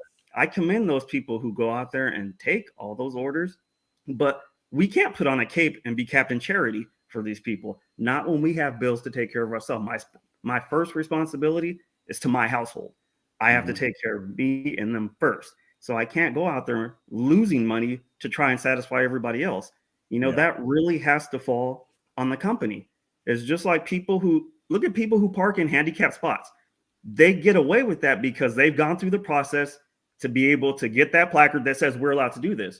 If DoorDash and these companies are so worried about these people who are disabled and who do have issues like that, then have them fill out something to where they can go apply. And then DoorDash can let us know, hey, this person really is in need. So then we can make that decision. Okay, this person really does have some issues where they can't tip or they can't get to their door. Okay, now I can make that decision if I want to go spend my time or give a little charity, which I think a lot of us do that now because I go to a lot of mobile home parks where I know good and well when I don't see the tip on there, there's people I know, okay, this is some elderly people. I've seen them before. Okay, I've got enough funds right now for the day. I'm going to go ahead and do this one. I'll do that occasionally, and I'm sure other drivers do it too. I'm glad you mentioned that. I hate to interrupt, but I got to get this out. So I think I really like you said that because for me, I'm no tip, no trip. I still believe in that. But I'll tell you what, if it's 3:00 tomorrow and I'm out and I just got done meeting Trader, we exchange numbers, I'm doing okay for the day. If my app comes on and it says there's some kind of a handicap little sign on the app saying this person's, whatever, and they, it's a couple miles, whatever. If I'm feeling in a good mood, I might do that because I would feel good that I helped somebody in need, right? But I would be able to make that decision, right? Do I think DoorDash would do that? No, but it would be nice because then we could make a decision like, hey, do I want to help this person out? Maybe they can't get out, maybe they don't have family, they really want some Wendy's right now. I would consider it depending on how my day went. And then I would deliver it and I'd do it with a smile. I would thank them and hope they had a great day. And, I would be fine with that. But the app isn't set up like that. So this isn't Meals on Wheels. If I'm going to do charity, I'm going to do it on my own time. So when a guy's like, I take everything, I'm like, what? That's crazy to me to be at 100%. It just is. Yeah. When I've talked to a lot of people who have always said, hey, what are you doing? Are you Top Dasher or are you in the Diamond? And they say, I take everything. I always say, can I see your phone? Because 90% of them, as soon as you start asking, oh, well, I don't really take everything. There are some that I don't accept. Like, okay, then you're not taking everything then. Right. You may be taking the majority, you may be taking a lot, but you're not taking everything. Right. Whenever someone says that, I want to see that phone. I want to see those matrix to show that you are 100% taking everything. And then props to you if you want to do that and you can afford to do that, then by all means. But I don't think most of us can afford to do that. No, and especially on an app like Instacart or something. Like imagine doing 120 items. It takes you 45 minutes to shop it. Let's say it takes you an hour combined, and it's paying you $7. Like that to me is like I could never do that. But like those are the type of orders that probably would be more of a necessity than a Wendy's combo meal, right? Because maybe you're getting somebody's groceries for the entire week, and they're disabled or they have some kind of circumstances. But Like those are the ones that really probably need to be delivered, but Instacart should pay for those. Like that should be $20, $25 or whatever it is, right? It shouldn't be, you should never see $7 on an Instacart batch for 120 items. Like that to me is like worse than a $2 order in my opinion. But you know. How could these apps ever verify the socioeconomic status of the customers? They can't. The customer will just say They whatever. can't. You don't know if somebody's, handicapped or disabled or doesn't have a job. Or there'd be no way for a food app to say, "Hey, this is Helen. She's on disability. She's 80 years old. She's in a wheelchair, so she can't tip. Will you bring her?" Well, I think there's one way. Matrix. I think the only way, because I do deliver in St. Louis to certain homes, senior citizen homes or things like that. In those kind of circumstances, I think there could be a way where DoorDash could be like some kind of program to where if you see this particular facility or this building, but that's the only way I think. And there'd be some kind of, they signed up and that's the address that they're using. That's the address that we're going to go to. But other than that, yeah, I think you're right. You'd have to work out a deal with like a specific nursing home, with the complex itself. Yeah, just like they do with United Way and the food packages. So what's up, bud? So let me get to. I want to get to the Driven Mom real quick, and then I'm going to get down to you, my friend. Go ahead. Lisa, what do you think about these topics we got going on tonight? How you doing? I'm doing good, thanks. I think with the hot bags, I feel like most of what everybody has said is what I would say. My only thing is that I think that different hot bags perform differently. Like I will put different foods in the bags depending on what it is. So like, for instance, Five Guys, like they just dump all the fries into the bottom of the bag. All those bags are so greasy, aren't they? I will put that in the crappy DoorDash bag that they give you for free when you sign up. Yeah. Because it already has vents. So it's already like it's perfect for not building up more condensation on those fries. I mean, the fries are still going to be cold and soggy. There's no way around that. Pizza obviously will go in pizza bags. And then more recently, I've been doing some catering orders and I stole the Driven Dad's catering bag. I think the catering bags are super nice. Like I have a DoorDash one I got from DoorDash. I really like it actually. The insulation is pretty solid on them. Yeah, I agree. Yeah.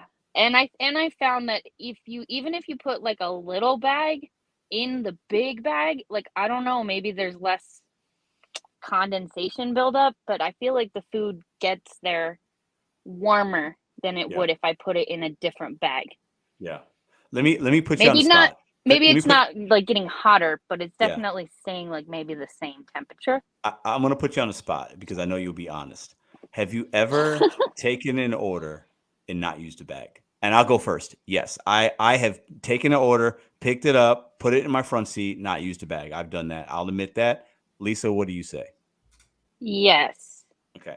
But usually when I'm doing that, it's because it either doesn't fit in one of the bags I had at the time. Yeah. Or it's going like 0.9 miles down the road.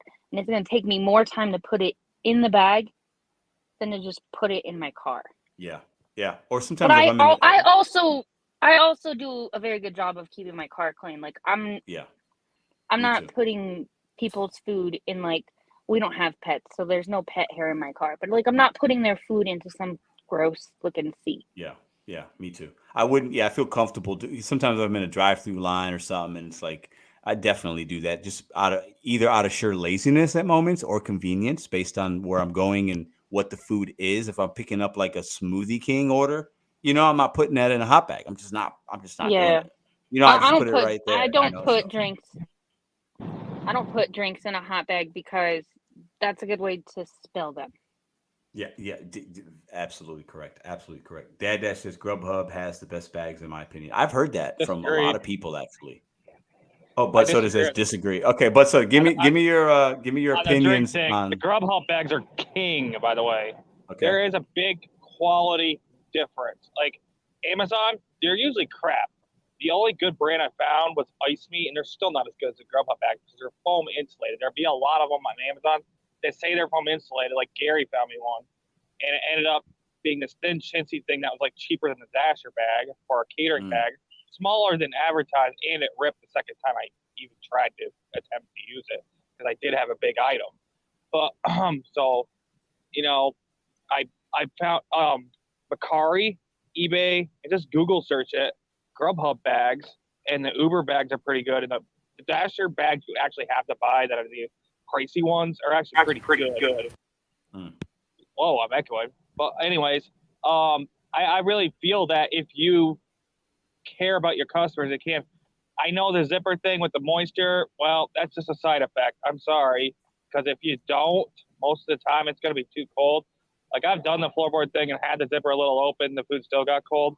But if I had it on the heat with the zippers and that stuff stayed red hot, and I've had my Grubhub bags out negative 30 below wind chill, and they still stayed nice and hot. So I really feel that we can take proper care of our customers, not to mention the cold stuff. Ice cream last summer, for example, on Spark. I got so many increased tips because a couple of them were redeliveries because other drivers just didn't care, didn't have working AC, and it was 90 freaking degrees out, and they all got melted, melted groceries. Yeah, but I'll tell you what, I think if it's 90 degrees and I'm a customer that orders ice cream, or a shake, I do not expect it to be what I would get if I ordered it myself and was at the store. I just don't. I'm saying from a grocery store, like okay, you're over Walmart order or you're doing Instacart. So I'm telling you how many increased tips, especially with this new program DoorDash has, and also on Instacart, I get by actually using bags is quality. And I got called like, oh my God, you're a serious business professional, aren't you? Like half these people are just bozos. Well, this goes to, I want to read Gigwise's comment. Gigwise says, I want to get his opinion. I think he's coming back in a minute. He says, this is your profession. Don't be afraid or too cheap to purchase the best tools to do your job properly. Gigwise, I want to give you the floor. Can you talk a little bit about that? What the comment you just put in? Gigwise, are you with us? Can you hear me? Hold on, let me see if he's muted. No, he's not muted. Gigwise, are you there, Tim? Gigwise, hold on. He says, "Hold on." Let me. He's on mute. He's on mute. Oh, I don't have him muted. He's trying to get a headset on. Okay. Let's give him a minute. So yeah, I 110% agreed, Tim, because I spent $60 on the ice meat bag. I mean, it was more expensive than the Grubhub one, but I got wicked lucky with the Grubhub one. The last catering bag, I got $21 with tax, shipping, everything, brand new in the bag still. And I'm gonna swear by those. Go ahead, Tim. Let me see. Let me see if Gigwise, you ready? Okay. While he's figuring that out, I want to go to my boy, Mr. Bet on Bobby Marcus. Let's give Gigwise a minute to get his technology figured out. Mr. Bet on Bobby, are you with us? Yes, sir. All right. Give me your thoughts on the topics, my friend. You sure? Yes, I'm pleased. You want to go viral? Let it fly. I do. Let it fly, please. No, my thing is, bro. Okay, I'll go with the hot bag. Okay. I'm with you. It's optics. Yeah. The hot bag ain't doing nothing. I'm sorry. I worked at a pizza spot. Well, you make pizza, as you know, is on a heating rack. When you walk a Chick-fil-A, that bag been sitting there. You go in Panera, that bag been sitting there. Yeah. Now, I'm not saying I'm going to use the bag, but I'm saying the perception that, the hot bag ain't done nothing. It's visual. That's my take on that. I'll say this, Marcus. I think yes, sir, that we should have the bag, and there are times it does help. But I would say, just me being, my best guesstimation, 80% of what we deliver doesn't matter if we use a bag or not as far as temperature is concerned. I agree with that. I just think it's optics. I think we should be using it. But yeah, I think you're right. I think it's, those bags, most of what we pick up, Panera, Chipotle, Chick-fil-A, they might be sitting there already. So like the food is the temperature it's going to be. And whether we put it in a hot bag or not, it's not going to make the quality any different. I'd say a good 3/5 of mine are pretty much thrown right on the counter, fresh made right in front of me by the time I actually get them. Depends how busy the restaurants are too. That's good. Let me get back to Marcus. He wants me to go viral, so let's go. Give me some hot takes. Well, no, I'll be honest with you. Like, I've never joined your live stream. No, but I'm pretty sure. No, you've been on here one time. maybe once. Hey, yeah. But like I'm more prevalent on like Roy's Street. Yeah, I know. I'm more prevalent on Roy's and them. My thing is with the whole dashers taking everything stuff. Talk to me. I'm gonna be honest. I think it's a lot of groupthink. I think a lot of people in this chat or these channels, and being honest, I think that's a popular thing to say. Because I think a lot of people watch you, they watch Dash and Trader, and that's the groupthink to say, "Oh, I don't take no chips." Yeah, you do. You do. I'm sorry. There's a lot of people. Are you saying that? Are you saying that I take? You saying that I take trash? No, I'm not saying you. I'm not saying you. I'm saying. I wanted you to cut me last because I kind of had a little rant to go. I think that a lot of people don't care for certain content creators because you don't like them, or not like, but because of your opinion. Hot facts. Gig community wise, it ain't cool to rock with hot facts. Well, he's a known liar. He's a known liar. Well, I'm saying, I'm not. I said it to him on StreamYard to his face. I said the YouTube stuff that you guys got going on ain't got nothing to do with me. Sure. Billy Coop. You're 100% right. Yeah. Like Billy Coop. If you listen to Billy Coop talk, Billy Coop makes a lot of sense. He does. But sometimes. Yeah, you're right. A lot of times, because you're my man, you're my man, 100 grand. But a lot of times I look at you, okay, but wait a minute. So everybody clown them, isn't that? Wait, why? Because Pedro said so. I don't like that. That's what I said earlier about the group thing.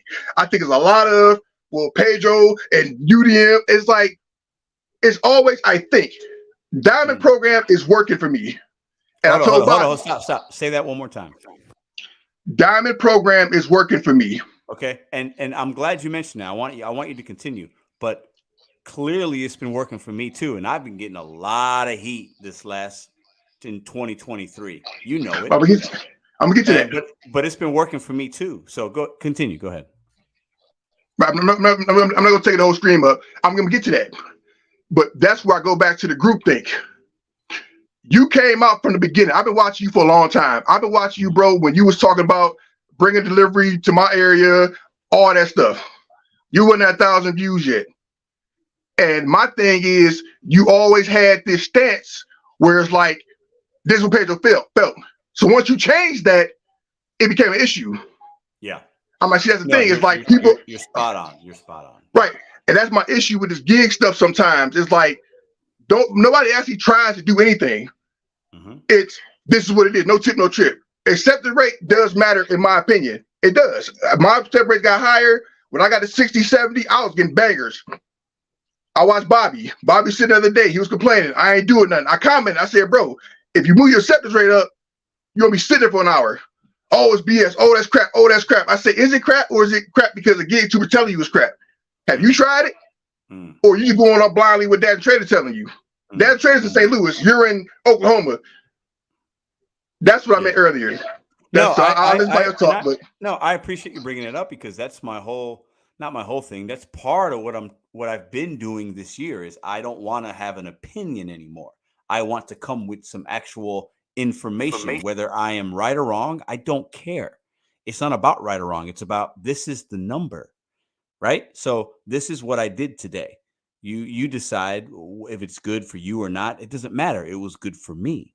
So, and that's what I've been doing. And I've been showing every single week, posting things and I think and I've been a major catalyst, if I would have to say, I've been definitely an issue of trying to put people against this and, I got this opinion and that person's trash and that's not going to work. And top dashers are clowns, but I'm just kind of done doing that. So I think I've shifted my mentality and my content, and that rubbed some people like they didn't like that. It's like, who's this Pedro guy? DoorDash is paying them now? No, they're not paying me. I'm just working the apps differently because I'm a 41-year-old man and I don't want to cry in my car anymore. That's basically what it is. You know what I'm saying? I don't want to sit in my car and cry. I'm 41. I'm just done doing it. If other people want to do it, hey, continue to do it. It's all good. I got nothing but love for everybody. Like I just don't, but I can't do that for myself because and I also feel like I have a responsibility to show people actual information versus having an opinion. Because I've been really, really good on YouTube having an opinion. I've been killing it with having an opinion. You know what? I'm done having an opinion. I'm going to show you guys actual information. It's part of why me and Dasher Trade are going to do what we're going to do, showing the community some the same market, two very different accounts. Let's see what DoorDash gives us in the same zone, starting at the same time. So I appreciate you bringing that up because I think there's a lot of validity to what you're saying because I definitely feel like there's, that has happened. I'm just kind of done. I'm just kind of done with that, thinking like that and moving like that because it doesn't really serve me any good. Let me say his last part. His last part, real fast. Like that was my whole opinion with this. Like I said again, the taking everything. I don't agree with that. I don't think you should take everything hit your phone. Yeah, neither do I. Yeah, but I also don't subscribe to everything TikTok put out. I think a lot of times people have these viral clips that go by. Okay, if I say this, it's gonna give me attention. Dude probably don't even DoorDash, but if I say it, this is gonna get people. That's my thing. But my problem, in my opinion, I say this, I respond if anybody say something. I just feel like we need to start actually doing stuff ourselves. I rock with you, Pedro. I love you. I rock with you. People call me a fanboy.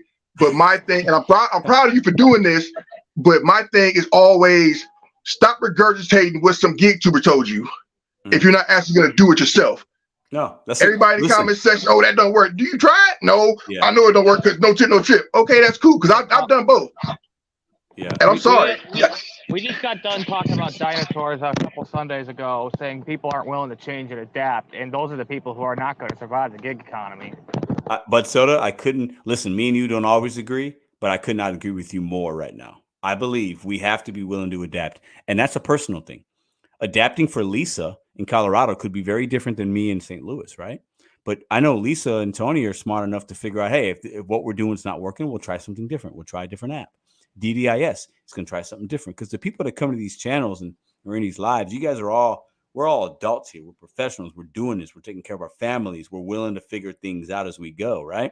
But the ones that aren't, I think it will be harder for you. I really do believe that. And that's why I'm trying to just help as many as I can. I can't continue to make the same videos about the tips and tricks like that. That's all the same. But we have to figure out how do we evolve because I believe the DoorDash app has changed. I believe it. I just think they've changed. They continue to change.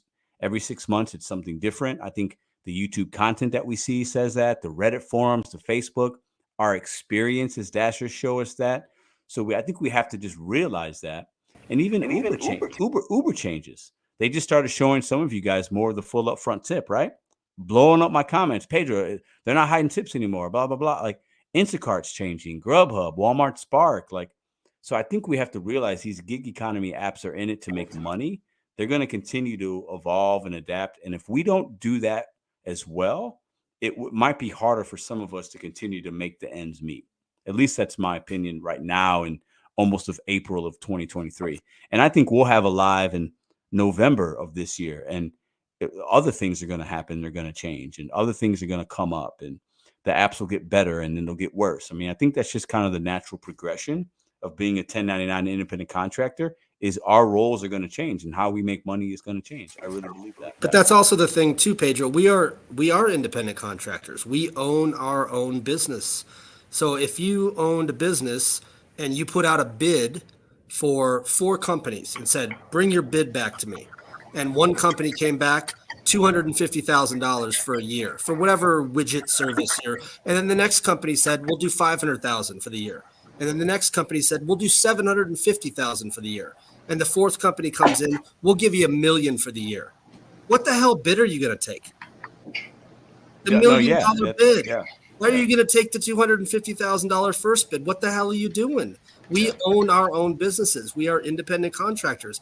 What successful business takes the first lowball bid that comes in? Nobody except dead, defunct, bankrupt businesses.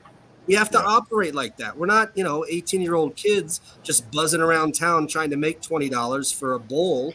We're doing this, as a business or a side. And if you're just doing that, that's fine. Do whatever you want. But you said we're all adults here. We're all grown-ups. We all get to make our own decisions.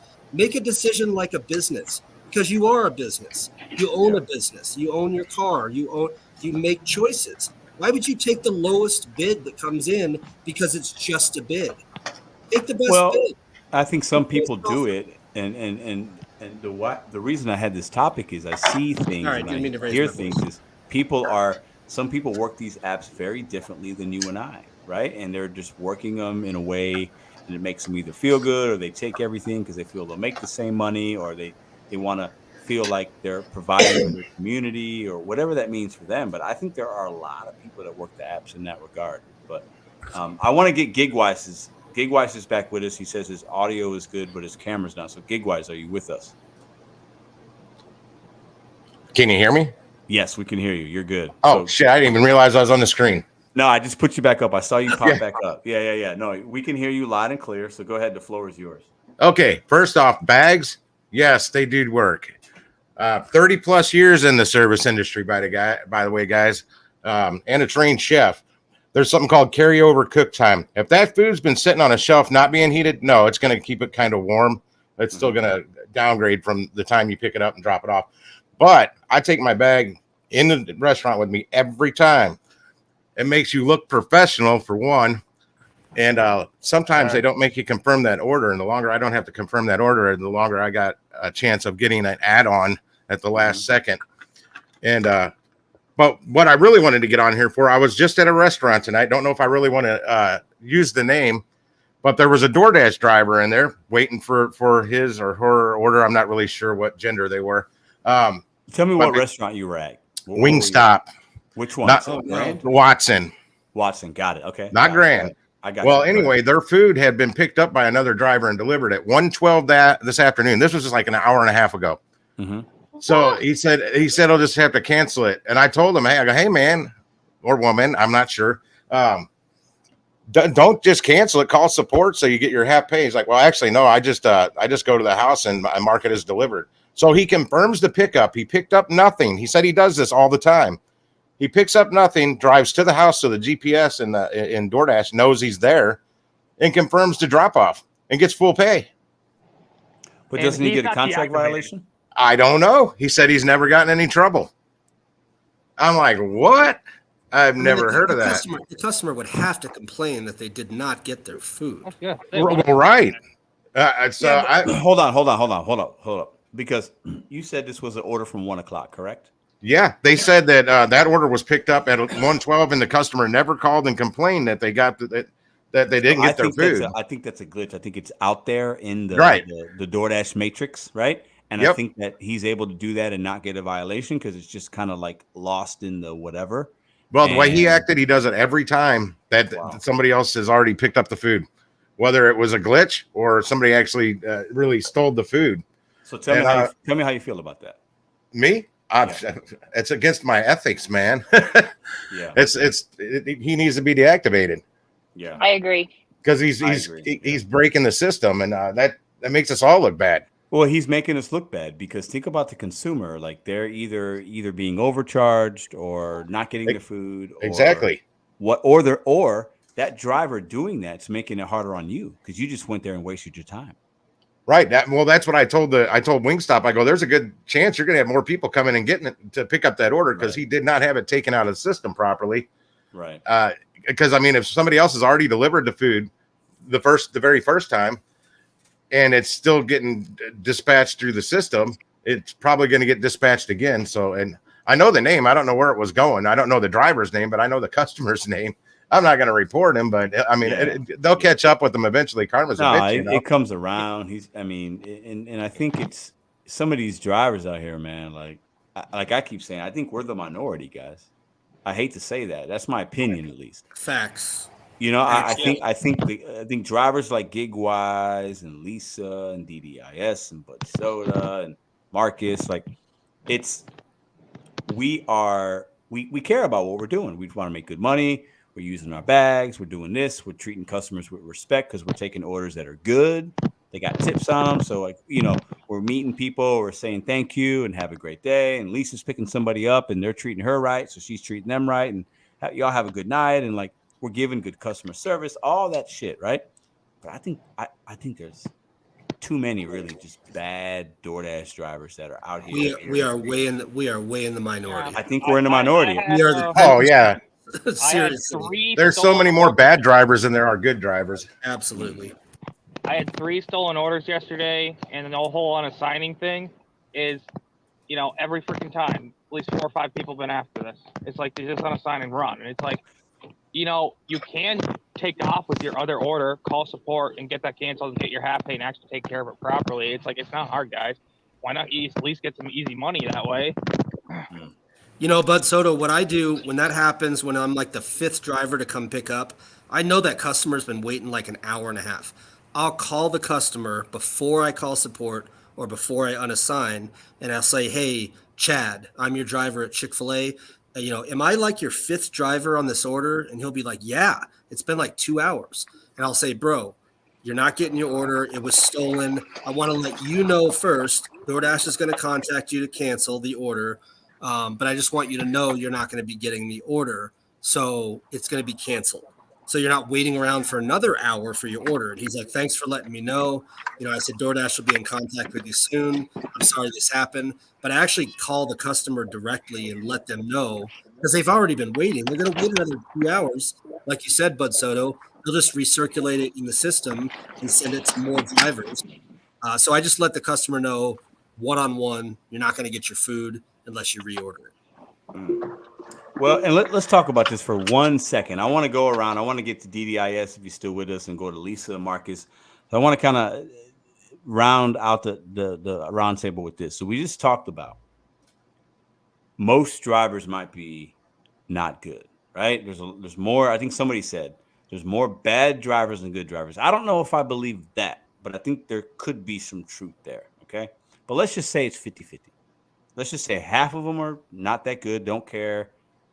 They work in their pajamas. They don't use a hot bag. They don't communicate. I saw a video today. In their pajamas. That's right. A guy was. I've seen that. I saw a video today. Every day. A guy was scratching his ass.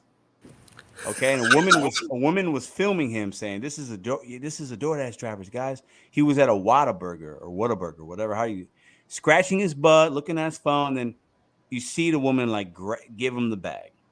Okay. So you got let's say half the drivers are like that. And then half the drivers are like us. Like we ultimately, we care more than we don't. Like we're trying to ultimately do the right thing for our consumer because we know that that's going to better serve us long term and it's the right thing to do. We're professionals. We're trying to make money. I don't think it's half and half. I think it's 90-10. I don't think it's 90-10. I think it's more 50-50 than 90-10. But that's just me. That's my, maybe I'm being too optimistic, but let's just say for argument's sake, it's 50-50. Okay. There's millions of drivers. Let's say it's 50-50. 2 million trash drivers, 2 million good drivers, right? Can we blame the consumer for not leaving a tip then? And I can't believe I'm saying that, but think about it. Can we really blame them sometimes? Now we know there are miserable customers. Okay. I'm never going to not say that. There are miserable people that are ignorant or uneducated or don't care. There are a lot of those, but there are also people that leave a $10 tip and the order shows up and it's wrong or it's cold or the DoorDash driver dropped it off at the wrong address, the wrong apartment building, that they rang the doorbell when the directions said not to ring the doorbell and they got a sleeping baby like me. So let's say I order something right now and I say, don't ring the doorbell. My daughter's she's sleeping upstairs right now. And if that dasher rings the doorbell and wakes my kid up, I'm not happy. So do I tip the next time? Maybe not. I do because I'm a service industry guy. So I'm always going to tip. But if I'm not, do I tip? So it's like this. Are we fighting against ourselves? You know what I'm saying? Like, I just feel like we have this, like, we've got certain dashers taking everything. So it's making it harder on guys like us and women like us because the DoorDash app's going to know there's drivers taking $2, $3 orders. And then we also have another subset of drivers that are just shit. They're just bad and they don't care. And they're only working the app for a week to make $500 to make rent, which is cool, but like they don't care. And they're in their pajamas and they're scratching their ass at Whataburger and they don't use a hot bag. And, like they're just, it's hand to me's and like, they're like, you got to come outside and they're making a customer come to the car. Like, just not doing customer service type stuff. Like, so who's to blame here? For a customer not leaving a tip if they have that many bad experiences. Anyways, let me start with DDIS. Let's round this out. Give me your thoughts on that. Like, who should we really blame here? I understand it. I get it that you can get pissed off. I remember when when I first started, and I don't see it as much, but man, I've seen some people picking up food that wow, if you came to my door dressed looking like that, there's no way you can just keep that food, bro. Because I don't know where you've been. So I'm still over here dying that you saw someone scratching their. No, it was on a video, and the guy was like, he was wearing basically, he had sandals on, he had like flip flops on, like chancletas, like little slides. He had like what looked like basketball shorts on. He's in his butt, scratching his butt. He had a t-shirt, and like Getting all up in there.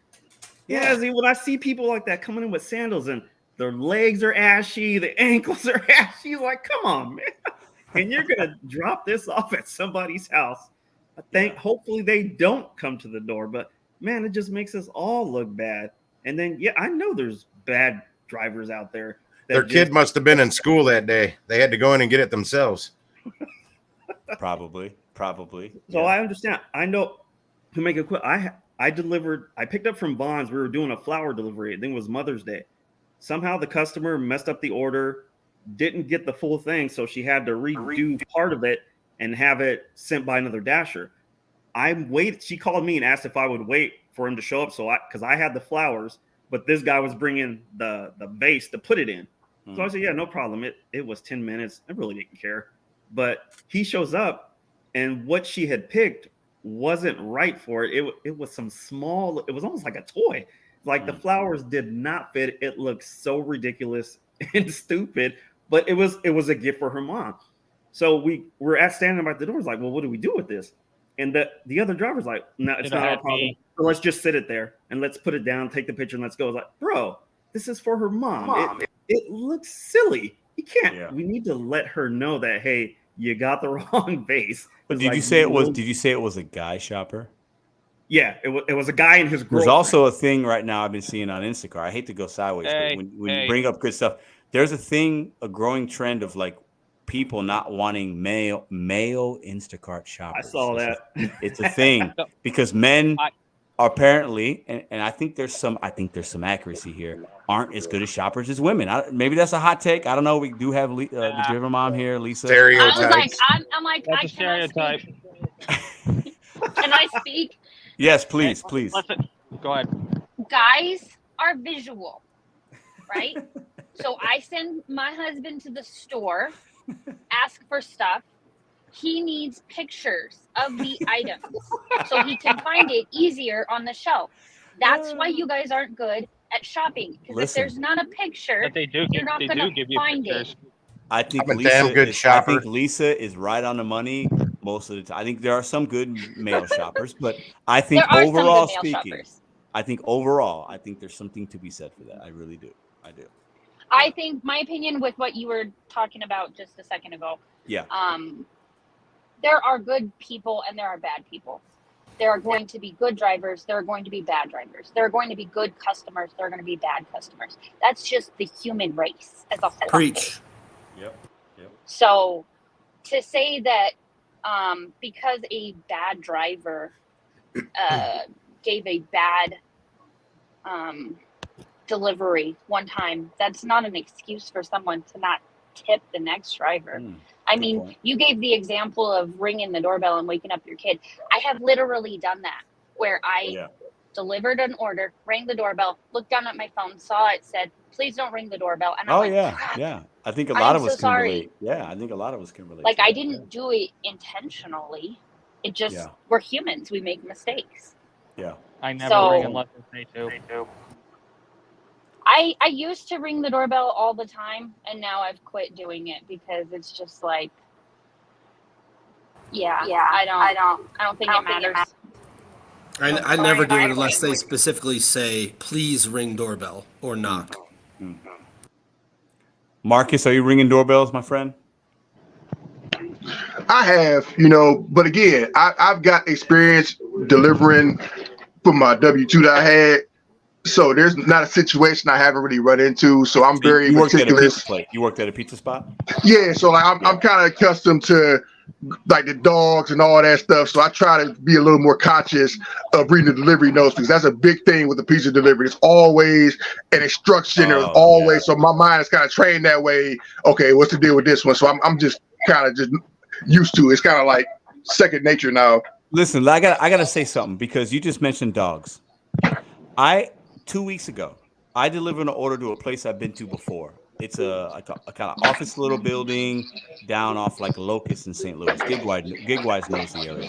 I've delivered to this guy before. He always orders from Crazy Bowls. He tips $5 or $6. It's always like a 2-mile order. It's great.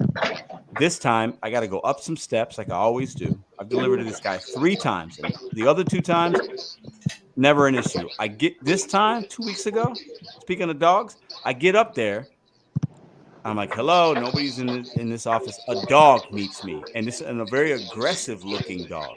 And I'm sitting there. I'm not afraid of dogs, but I'm like, okay, what do I like? Is this dog gonna come at me? I'm just being calm because that's what you're supposed to do with a dog. This dog looked like a pit bull kind of mix, and I'm like, hello, and the dog starts walking towards me, and then a woman comes out. The dog comes up on me, both paws, boom, right on my chest. Big dog. Dog probably weighed 70, 80 pounds. And I'm like, whoa. And the woman tries to grab the dog. Dog comes up on me again, jumps on me. Now, he's not biting on me, but he's on me and he's growling. He knows that I should not be there, or he doesn't want me there. So I put the food on the ledge. It's like right next to me. The woman gets the dog. I leave, and I go on the other side of the door. And I'm basically between them now because there's a door. And I'm like, the steps are to my left and there. And I look at the woman. I'm like, hey, that's not cool. Like, you got to like, if there's a dog here and you got to food and it's got a hand to me and you want me to bring, come on. Like, that's not, that situation could have went so sideways if I was somebody that was different, that maybe didn't like dogs, was scared of dogs. That dog could have bit me. I do you one better. I do you one better. I had a pizza delivery. This wasn't DoorDash. It was pizza. And it got been there before. The woman expressly stated in the delivery notes, do not go to the side door. Because she had like a fenced-in yard, but everybody goes to the side door. She said, do not go to the side door don't work, blah, blah. Come to the front. My mind told me, I said, wait a minute. I said, something didn't feel right when I got there. Open the gate up. I'm in the gate.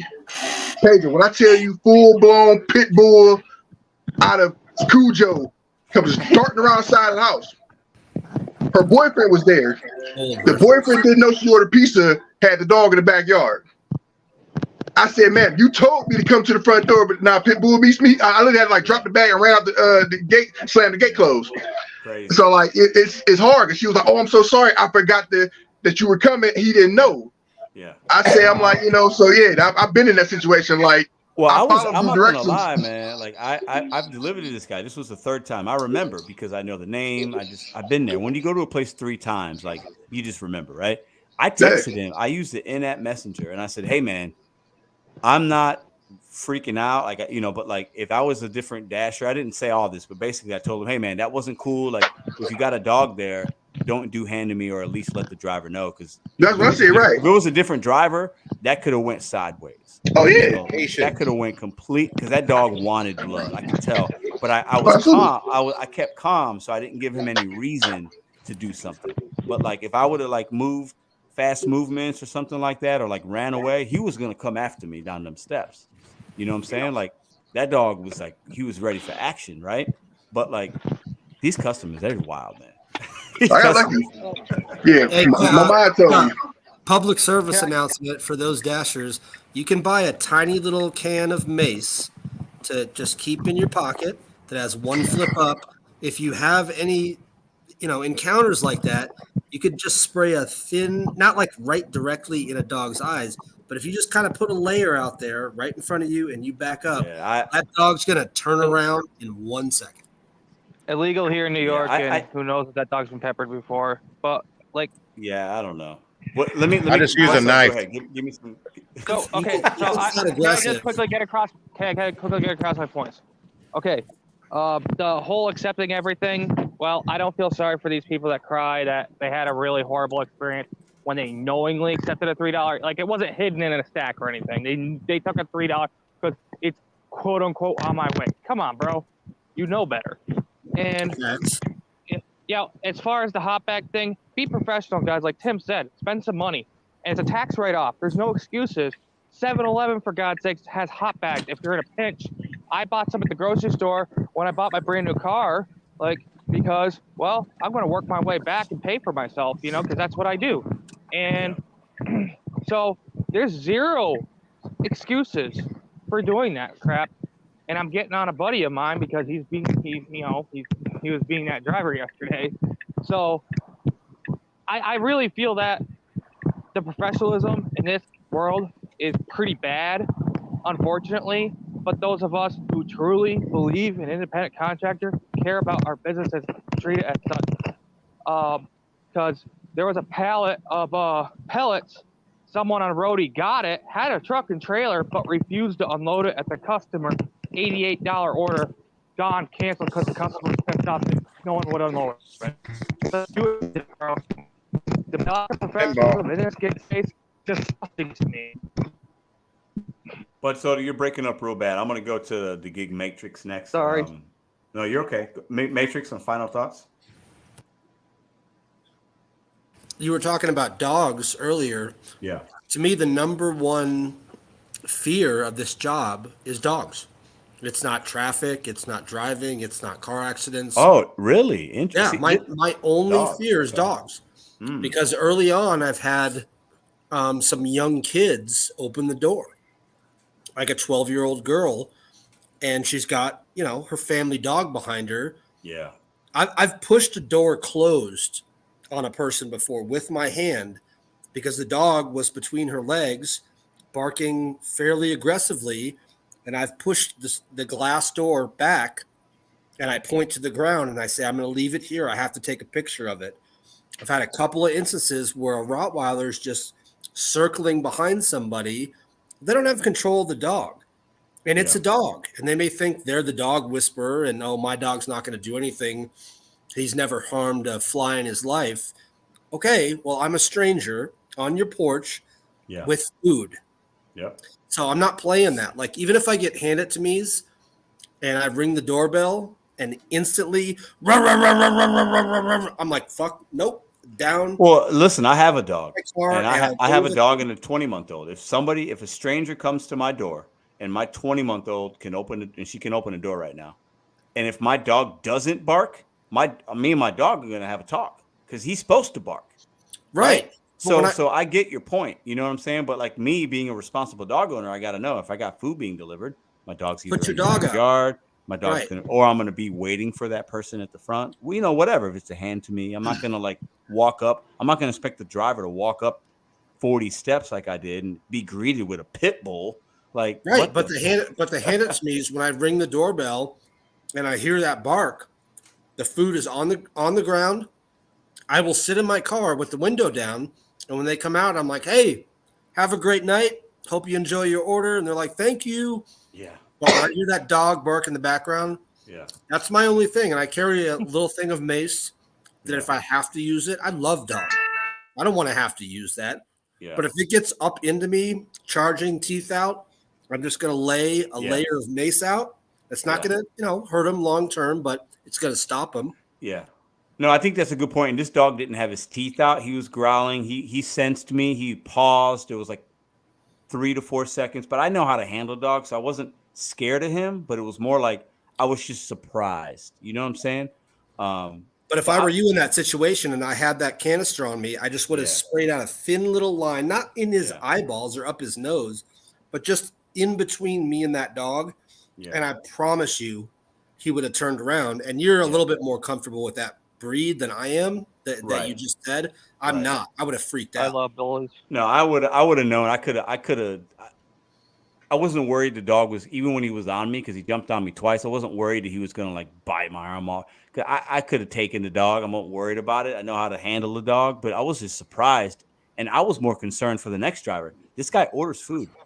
I've delivered to him 3 times. He works about 2 miles from the Crazy Bowls. He always orders Crazy Bowls, at least the 3 I've done. So I'm worried about the next driver. That's why I told him, hey man, just for the next driver. I don't want somebody else like Red saying she's terrified of dogs. If Red sees that, she's gonna freak out. Maybe the dog runs at her. Like it's a whole situation that it doesn't need to be. Out. You freak if out. If it's a hand it to me in a business, you don't expect a dog. That's what I'm saying. That's why I was surprised. But hey, let's shout out to Marcus for bringing up the dog story because it gave me a little flashback from a couple of weeks ago. That's my number one thing. Oh no, yeah, man, I've been there, bro. I said I've been chased. Every dog situation you name, I've been there, bro. I've had dogs lock me in my car. Yo, what's going on, dude? Yeah. That dog locked me in my All car, these bro. I've people literally in been the chased. all these people in chat saying that pepper spray and stuff like that is against terms of service. Like, yeah, that's true, but I've never had an if issue you're with a customer's dog. Yeah, listen, terms of service, Against whatever. what Like, terms of service? yeah, My life. I want to My be life safe. does your not life have a is worth more policy than your on livelihood. terms of That's my service. opinion. Yeah, Lisa, I wholeheartedly. That's I against do terms of rideshare service. and I do food delivery, and I am, as a woman, I am not going out doing that stuff unarmed. I don't give a damn what these companies say. They're No, it not doesn't here to matter. Yeah. protect us, so I'm going to protect myself. We're independent contractors. We own our own businesses and protect our own businesses the way we see fit. Get the hell out of here! Exactly. With service. I mean, they might be right. There might be some technically that could be it, but I'm not worried. In those moments of truly being unsafe, I don't care if I'm deactivated the next day at all. If anything, it's probably a good thing if I'm deactivated. I don't think they're calling the freaking support at that point. I think they're calling the police if it came to that. So yeah, then the police say, "Well, it's self-defense." So you know. So let me ask our new guest Nova. What up, Nova? How you doing, bro? Hey, what's up, man? How you doing? Listen, Nova have you had a dog jump on you on a delivery? Yes. Oh, so tell me a story. It was a yard that had like the invisible fence or whatever. Yeah. So and it was a big pit bull, but I have a pit bull, right? Mm-hmm. So and the guy was freaking out. Like he was like, "Oh my God, I'm so sorry, you know." But I basically announced I saw the dog, and I was like, "Oh, where's your human now?" I put my hand out. He smelled me a little bit, you know. But I think, you know, he was more concerned like about me, like, "Oh, please, you know, like don't call animal control," and think, you know how people are. Yeah, and things like that, especially with pit bulls, especially with the bigger dog, you know. And it's happened to me with my dog. She's gotten out before, and my neighbor, who's an ass, called animal control, but his little yappy dog can be walking around with no leash.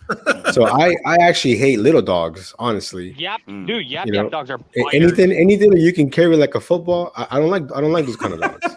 You know what I mean? I like a dog that's got 50, 60 pounds on him. You know what I mean? Yeah. But no, I've had you know those people that always put in their comments like don't ring the doorbell because my dog or whatever. Yes. But it's a handed My to dog me. is the doorbell. Right, but it's a handed to me, so it's like one of my, you know, it's like I pulled up to a house. I think it was today or yesterday, just like that, handed to me, and it was like midnight. So it's like, you know, I don't want to ring a doorbell at midnight, but I also don't want to stand outside your house for too long, you know. So I was like, you know what, I'm just gonna ring the doorbell, you know. And then he was whatever about it, but I'm like, it doesn't make any sense if you're doing a handed to me. You know, well, like, I'll just text them on the way or something. Hey, I'm a couple minutes away, and hopefully they'll like be outside or like waiting for me where I'm walking up and they open the door. But like, no, I didn't realize even know why it was a handed to me until like I got the there. hand to me should just be all like. I feel like there's not many situations where a hand to me is even necessary, but that's just my. I think we should just be able to leave it wherever. Office building, front desk. I leave and ring the doorbell. For sure. Every single one, unless they're waiting for me in the driveway. You know what? It should be a push of a button, no timer, BS. Just take a picture, done. If you feel, especially if you feel unsafe or you fear the dogs, you know. But Soda, have you had a dog? Have you had a dog jump up on you?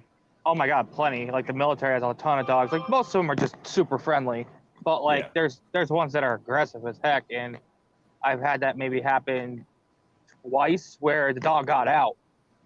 And then like the dog was just doing, you know, being protective of his property.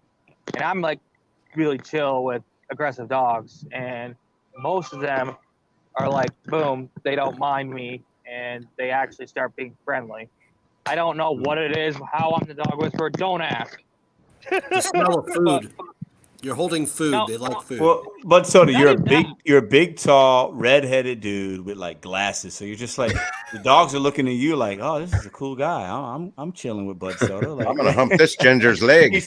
Yep. That's just, they're looking at you as one of those pack, bro. You're like a dog yourself. You know what I'm saying? So it's been like that as long as I can remember. My mom said even when I was like, 9 or 10, the dogs like people say, oh, my dog might be mean, and that dog would be chill.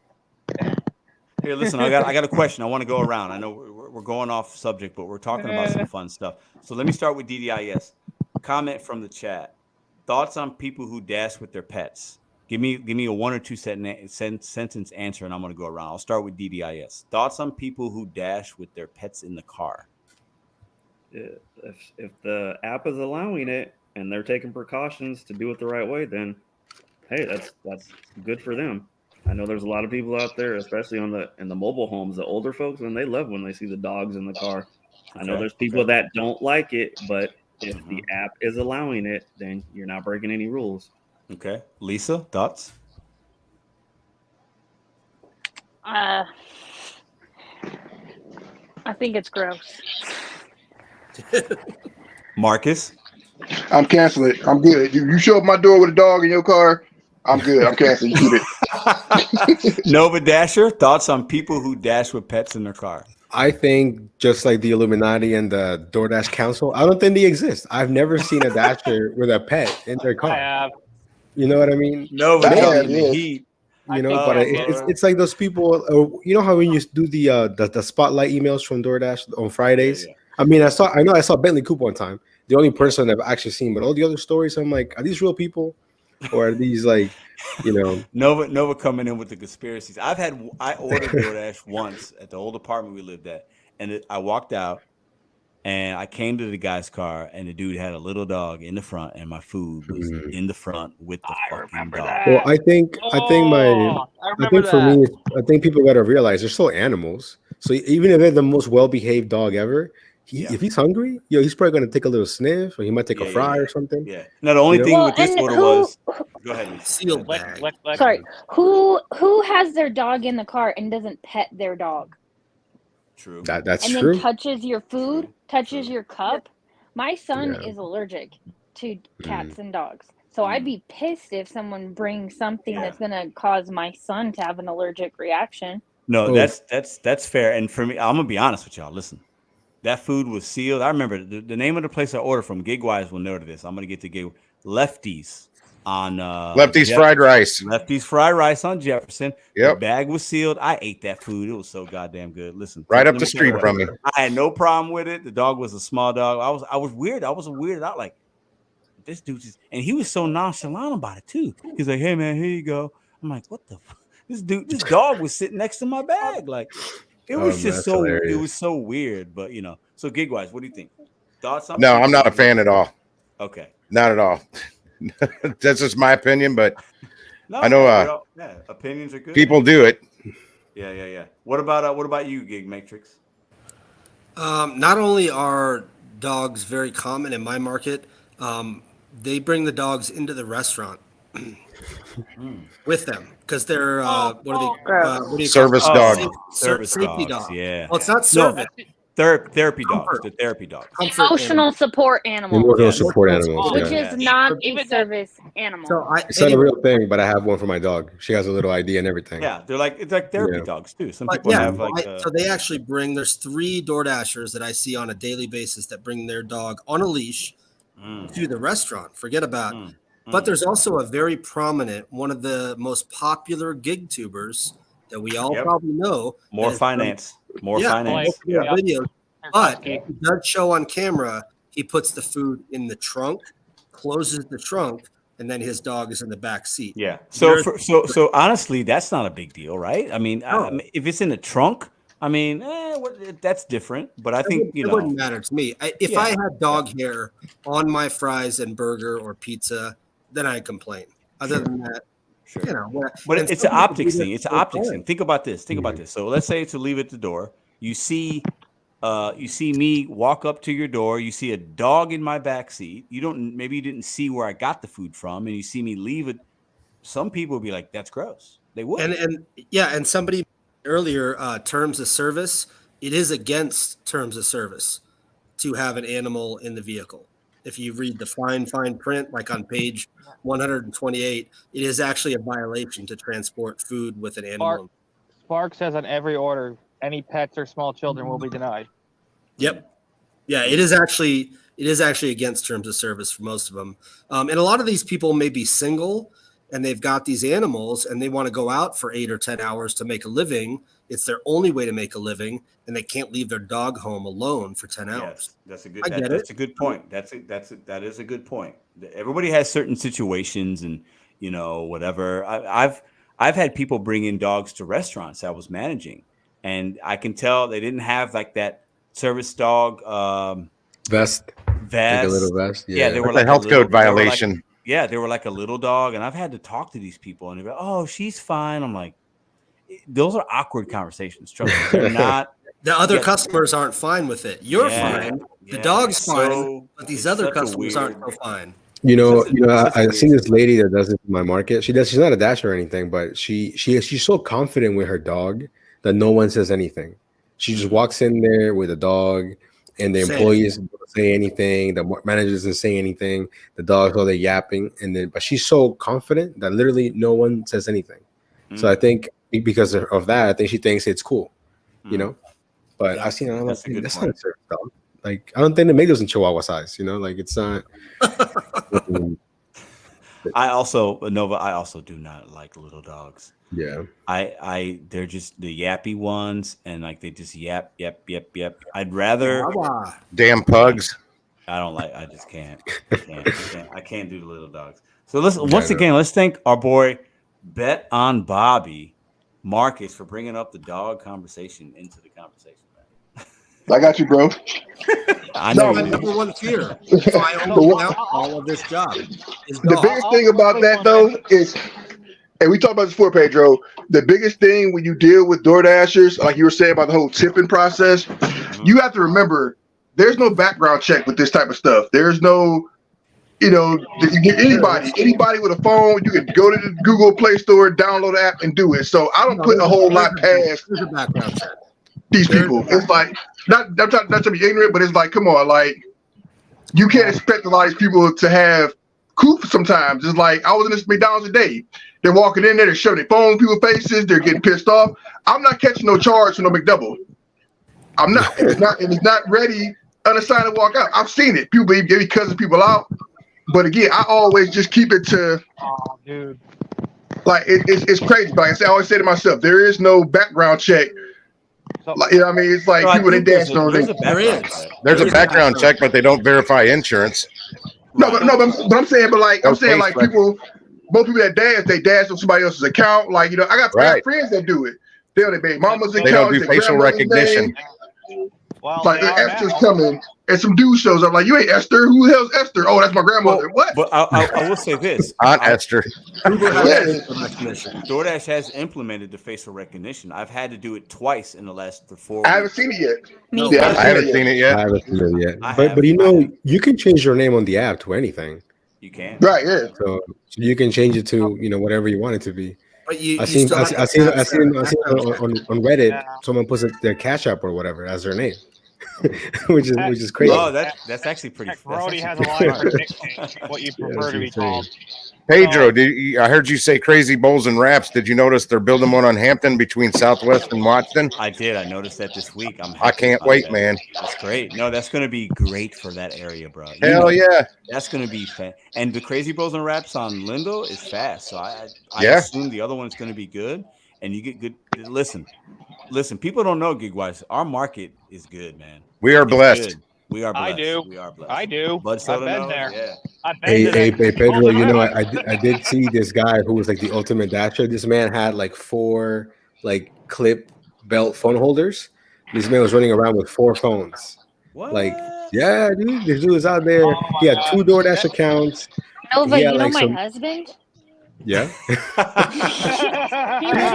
Listen, Tony's got the beard. He's got 4 accounts. He's got the hat, the beard. I saw Tony at Costco today. Looked just like him. I remember when I started, there was like 4 drivers who always had 2 phones, and they'd all like have 2 apps. They'd all have 2 different versions of the app. So husband and wife or whatever. You know, they'd swap phones. One shift would be the wife, one shift would be the husband, and they'd run both DoorDash apps, both Uber Eats apps, both Grubhub apps at once. It's like, come on, guys, really? Let me listen.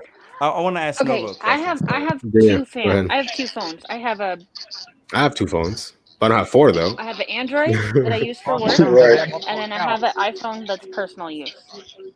But Lisa, do you have the same app on? Do you have 2 different accounts? No. Okay, so Nova, I want to ask you a question. So Yeah. I also, like Lisa, have 2 phones, right? I have use 2 phones, one to yeah. record, one to work with, one to whatever, right? But I don't have 2 accounts on DoorDash. Now, let me ask you a question. The guy that had 4 phones, let's assume he's got 4 different DoorDash accounts, which would actually be really easy to do. Very Right. easy. Do you think that driver is making more than you in the same market if you only have 1? Do you think he's No, on to I something or think not? it's more hectic, man, to juggle 4 different phones, 4 It's different too offers. stressful. You know, I feel like I think too much. Mm. So You like know? I have So to juggle 2 during the day because I switch between AT&T and Verizon because of data throttling. But other ones, yeah. Oh my gosh, my mic's not up. I juggle between AT&T and Verizon because I get data throttle with Verizon a lot. And then, you know, if one doesn't have service, the other does because they're the 2 most universal, at least in my area. So, you know, there is reason to have 2 phones, but to have multiple accounts of the same app, I think is a dirty move. I'm sorry. Like, if you're doing it just to screw around, that's one thing. But if you're doing it to like just double dip, come on, man, you're hurting everybody else too. You cannot have 4 phones without having 4 vehicles. For each account, you have to verify the insurance of that vehicle. Not on DoorDash.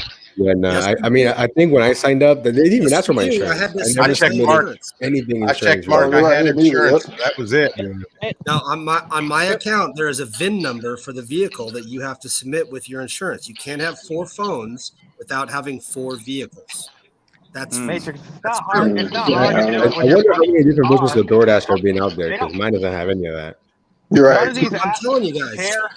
I'm I not making believe, I this up. believe you. I'm Whose just saying I don't name's have on that. it, as long as it's insured. They don't care whose name's on it.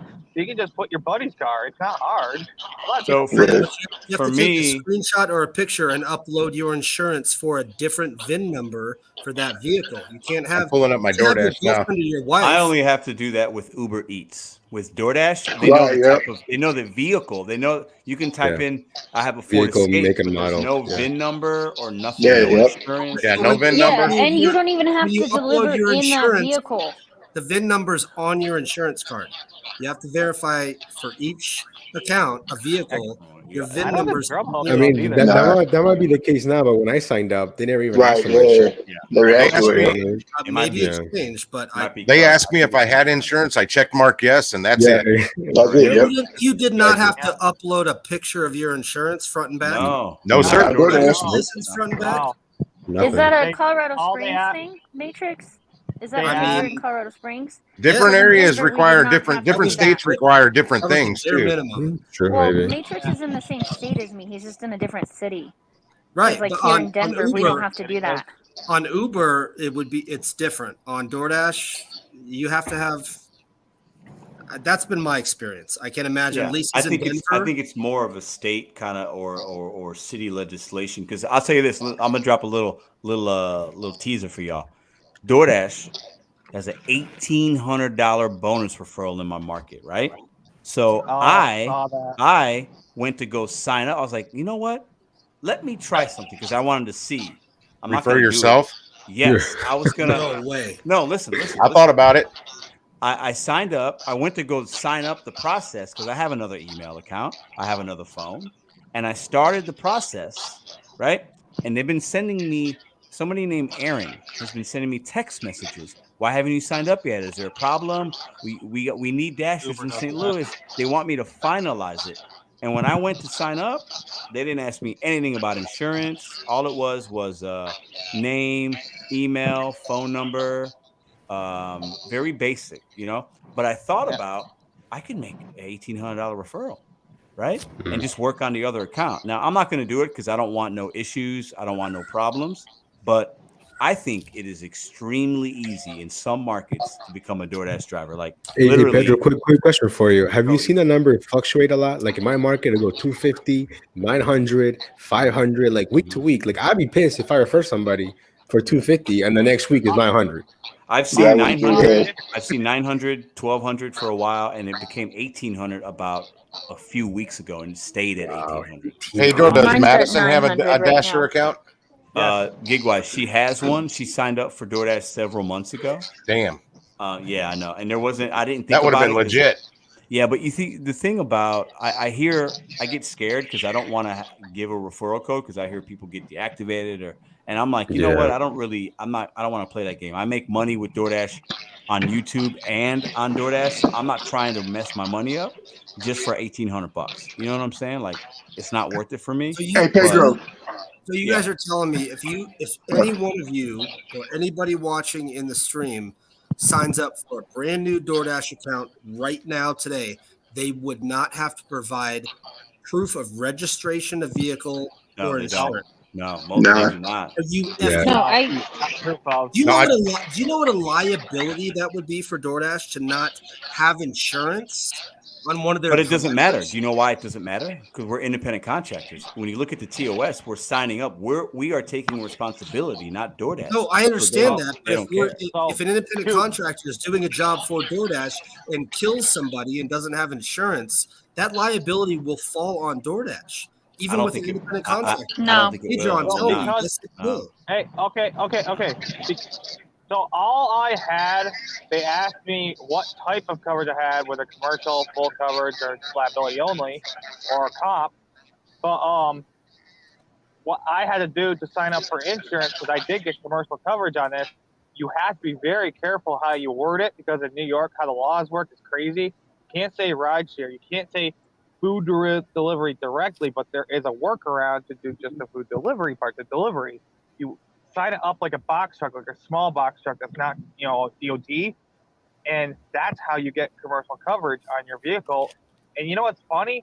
It's cheaper than my normal full coverage was, and I have more coverage. Does that make any sense? Do you want to know the ultimate end around for this entire conversation we've been having? Form an LLC. Well, that's a whole. Eventually, I'm going to do a whole live stream about that. Yeah, you form an LLC. You own your own delivery company, and you work for Uber and DoorDash, and form an LLC, a limited liability company, and that Exactly, Kelly. That'll change the entire game. Let me read this comment full-time, let me read this comment from Kelly. Thank you for the $5 super chat. So Kelly says, I signed up 2 months ago with no proof of insurance and did not show anything other than color and make of my car. Kelly, that's my exact same experience. Yeah, mine too. Yep. Yeah. Can I say something real fast and then I'm gonna jump off? Yes. Go ahead, Lisa. The reason why I came to you if you are like as a driver and you're at fault for it, the liability is not going to fall onto DoorDash, because 9 times out of 10, if you get into a car accident, you're not going to admit that you were out delivering food. If you were smart, you would, right? No, Lisa, I have a rider. That makes your commercial insurance go sky high. I know.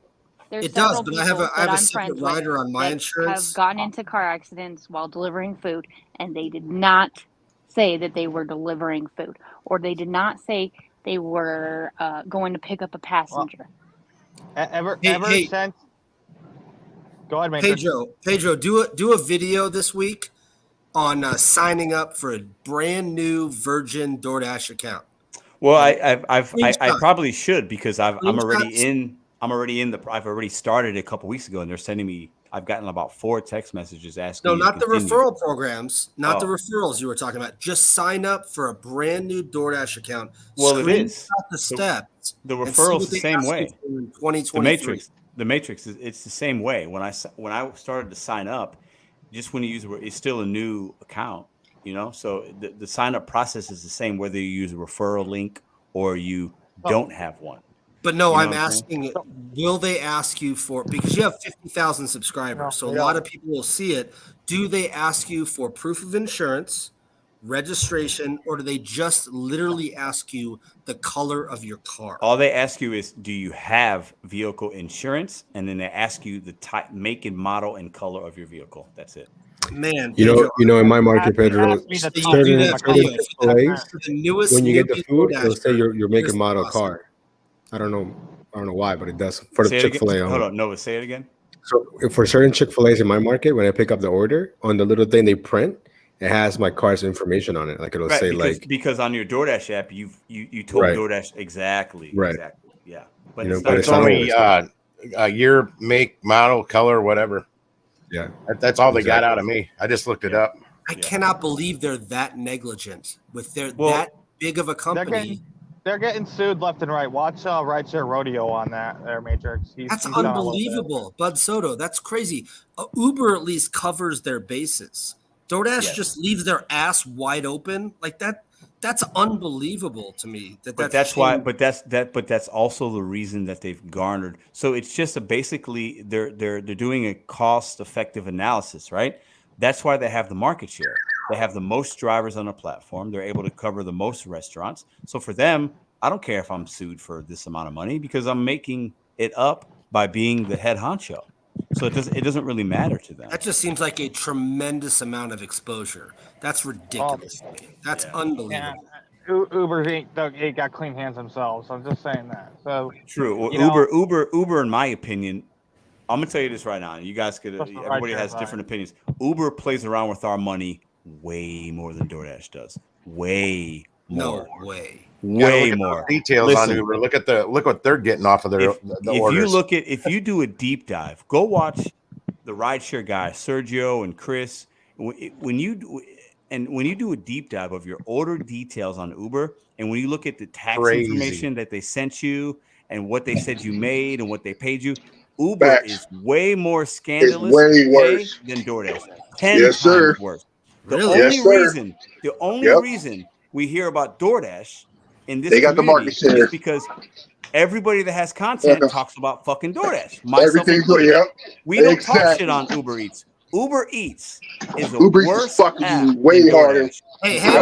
I'll debate anybody under the sun. You did an entire video a week ago where you did only Uber Eats and it was trash. Because it's a worse app. You had a terrible day.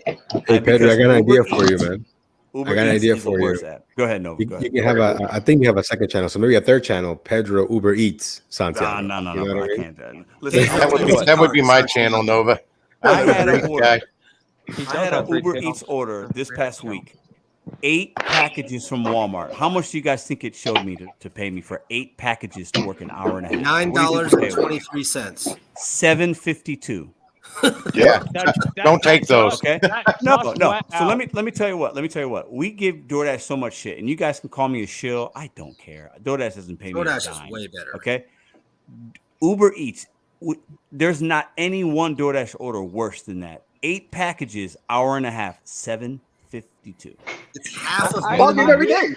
I saw. Well, the biggest thing on Uber Eats with Walmart, don't accept Walmart orders. No, you can't. I've learned. I went there for one item and it had 36 items and it was only paying $17.31. I think I would have never taken that on Spark for that much. No. Listen, we like to give DoorDash a hard time, and we should because DoorDash does shady stuff. But Uber Eats, they mess with our money and they can manipulate the money more than DoorDash, in my opinion. They can. I'm so glad you said that, Pedro. I've been saying that forever. Uber Eats is terrible, but nobody say everybody. DoorDash is the popular thing. DoorDash is the it company. Uber is terrible, and nobody says it. I still make more money on Uber Eats by far over DoorDash every week. You do. I know. Gigwise I bet you do, but listen, let me ask Gigwise a question. Gigwise. Or let me state an opinion. You tell me, give me more knowledge behind it. I think for you, Uber Eats is superior to DoorDash because you work a lot more Uber Eats and they're rewarding you for your loyalty. What do you say to that? Possibly, but I mean, I'm out there with a 2% acceptance rate on Uber Eats, and if I hit it hard enough, I'll hit a $400 day without a problem on Uber Eats. At under 10%, we'll say. Yesterday or 2 days ago, I actually made it up to 16%. So and I'm like, I'm still getting good orders. I thought your acceptance rate was higher than that, so I'm actually surprised to hear. No, you say that. Okay. Let me check right now. It was 2% at one point tonight. He also works a little bit different areas than you. He don't just work the same areas you work. Similar but different. I made it back up to 7% tonight. Oh wow! What's your cancellation? Probably. I don't have a cancellation rate on Uber. You don't. So I do, and mine's very high. So I 97%. Yeah, mine would be 100, damn near 100%. Yeah, mine's very high. So like I think that these algorithms know that kind of information, man. And I'm seeing nothing but trash on Uber Eats. I've declined 93 of the last 100 orders I've seen on my screen. Well, remember how 95% matters for DoorDash at the end of the month? So I bet you Uber has something similar, maybe per week. Now, It does not. Pedro, what I am starting to do is work my DoorDash acceptance rate up. And I'm doing that by earn by the hour. And I can't do it in the city. I'm going to have to go to like Arnold to do it because it keeps sending me out of I tried it again today for an hour and 10 minutes. I did 3 deliveries. I'm up to 22% now. Woohoo. Listen, gig wise, listen, I think you're doing it the smart way. And I think eventually, if you get it above 50%, I am going to say it right now, you're going to see a difference in the trash. You'll see a little bit less trash, and you'll see some better orders. I really believe that. I want the large order program. That's what I'm after. You same way, bro. Mr. Tucker Fine over. Pedro, check this out. So Pedro, I met a top dasher in my market, right? One of my subscribers. I met up with him. He has, I think, like a 80%, maybe a little bit higher, but he doesn't take any trash. Now he showed me his active versus online time. He has basically no downtime, right? Right. So he's very busy. He makes good money. We make about the same, to be honest. So I'm doing something similar, like with you and Trader, but he doesn't have a channel or anything. But we're gonna show screenshots, all the good stuff. Now he sees orders that I don't see. Like for example, he's here in Virginia. Well, first of all, in Virginia, you gotta do like a state test to do alcohol or whatever, which I have it on my account, so to see. But he gets a bunch of batch orders that I don't see. So I think when it comes to like batch ordering from like Macy's or like a bunch of different things, I think the AR does matter for that because I don't even see those orders. You don't even see it at all. Yeah. But he does. But also, for example, my offer screen is the OG offer screen. I don't know why. I'm still in the old offer screen. So I still see all the items. My widget still works. All that good stuff. He's on the of course diamond thing and the new offer screen. So our offers look so different. But it's the same market, and then so I'm trying to meet up with him next week to see how we're gonna do it. But in the end, I think you still make your money either way. But I thought he was gonna be like, yo, I'm taking $3 trash. No, he doesn't do any of that. But I would say that they do send him around more. Like he does a lot of running around town basically compared to me. If you do dash by time, if you decline 2 offers in a row, they kick you off of that. Correct. So how do you not me? It's one. It's one. It's one in St. Louis. But listen, I've done enough of this. I feel like. Well, you don't know if it's trash, but this is what I've noticed because I just did it. I've done it enough. When you do the earn by time, there's going to be days or hours you might drive a little bit more, but your money's going to be about the same as if you did earn by order. But what's the same mean? 20? The same is going to be you're going to make $25 to $30 in St. Louis if you do. Today I made $22.14 on hour and 10 minutes. Okay, 3 deliveries. So I bet gig wise, the next time you do it, you're going to have an hour. You're going to make about $30, and it's going to be about $25. It's going to be your average in St. Louis. And now they have the peak pay. So if there's a peak pay of $2 in Webster Groves, that's $15 an hour. It's going to show. No, it'll show 17. They double it. Okay, so if you have a $2 peak pay on earn by order, it's going to show. If you click on earn by time, it's going to show $4. Right. And each order, your base pay will be, depending on how long it takes. If it's 15, 20 minutes, your base pay is going to be $3 or so, right? 3 and some change. And then your peak pay is going to say something like 87 cents. Okay, and they'll break up the peak pay based on the active time that you were on that delivery. So we see a $6 peak pay. Go out there and earn by the hour. Yes. Because you might get screwed on one order, but the second or third or fourth order is going to be one where a customer tipped you good, and your base pay from DoorDash will be higher than it would have been if it was on earned by order, and then you're going to make more. It's going to add the average, like kind of what Nova's saying. Him and this guy make about the same.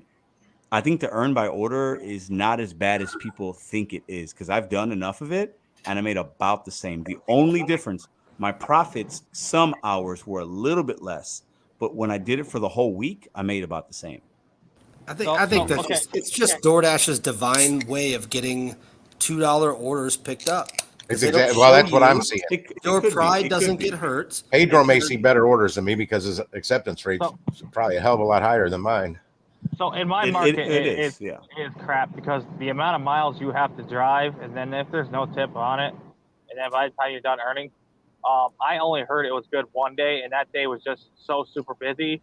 So there, when there's a ton of orders out, the amount that are no tips very low in general. When orders are scarce, the ones floating around are all no tip. So Yeah. they're getting all the smaller orders, what would typically be a $5 for a single for me. They're getting all those. So they were actually doing good on it. I'm like, what? And then they told me about what they made. I'm like, okay, this is what I made that day. And I didn't get any LOP that day. So it's just like as if I was a normal dasher. But I will say this, 5 stars matters. It was part of that DoorDash red thing. And I swear to God that I keep getting paired back up with these people. And it's not just coincidence.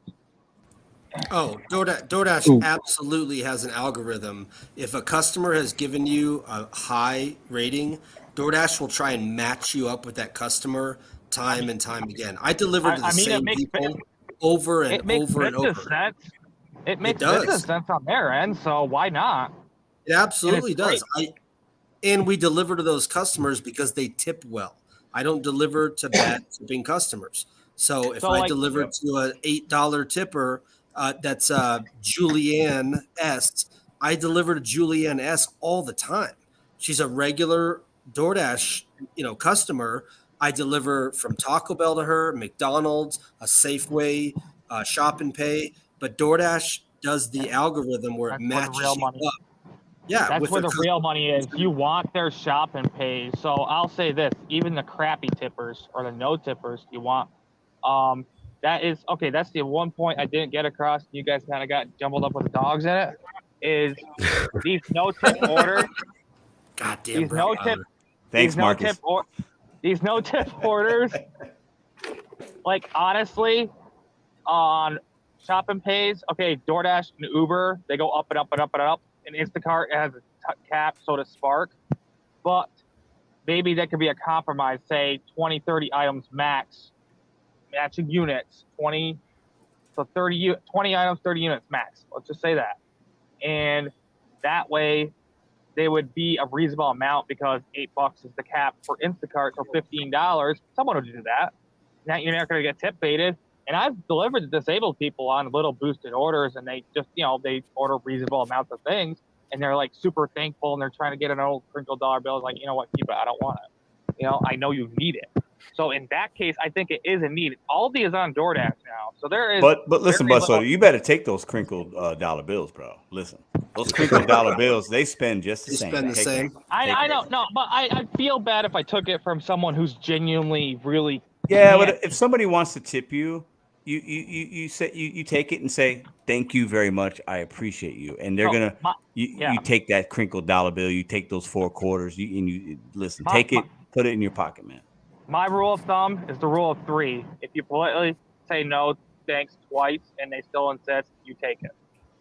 That's fair. I've taken a $4 tip in quarters and thanked the guy. Absolutely, I'll take some quarters. You best believe it. I had someone who lived in a Section 8 housing. They were on Spark, but they were the most nicest people in the world, and they were trying to give me anything they could. One shit, they don't have to pay rent. They should have extra money. They gave me bags of change. One time it was all quarters, and I knew that was their laundry money. And it's like, I'll listen. This I was delivering them laundry detergent, for God's sake. I was like, for me, it's a thought.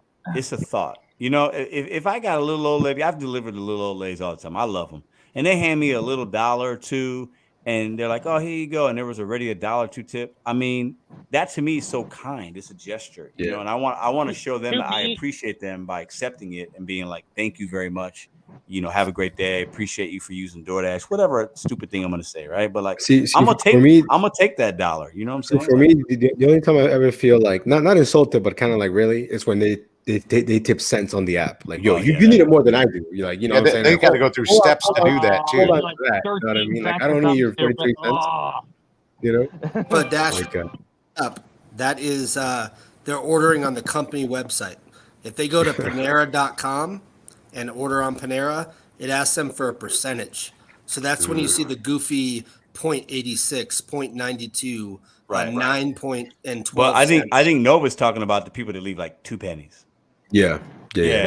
Or like It came to 33.83, and they'll leave you literally 17 cents to round it off. Yes, it's like, that's to different. me, Yeah, that's different. just that's like Sorry. that's an I insult. got on that earn by the hour. I got a concern with that. We all know a lot of, especially this is the no tip or very low tip, especially like add-ons. They added a Starbucks on me the other day.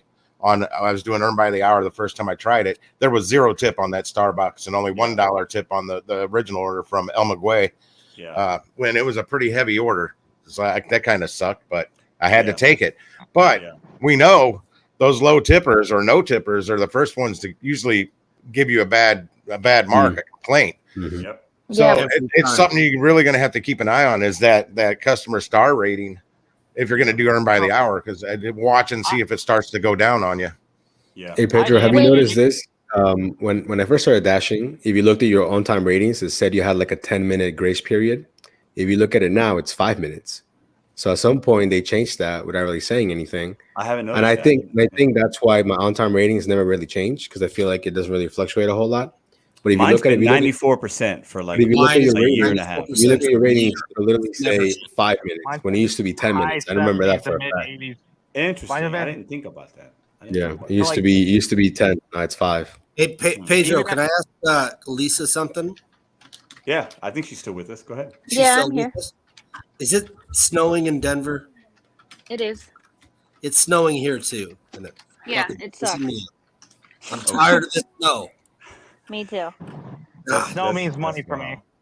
Snow. I mean, I don't have all-wheel drive in my car, so if it snows, then I'm not able to make money. So.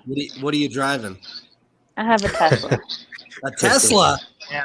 Oh, Yeah. they got Driven's got that Money Tesla every money day. over there, man. Yeah. Oh my gosh. Okay. First of all, we use these cars as tools, and we rent them. Right. So that we can qualify for the luxury trips on rideshare. Right. You can rent a Tesla? Oh yeah. Yeah. You can rent a Tesla through Uber. The Uber Hertz deal. Or if you know the another Uber way. Hertz deal sucks though.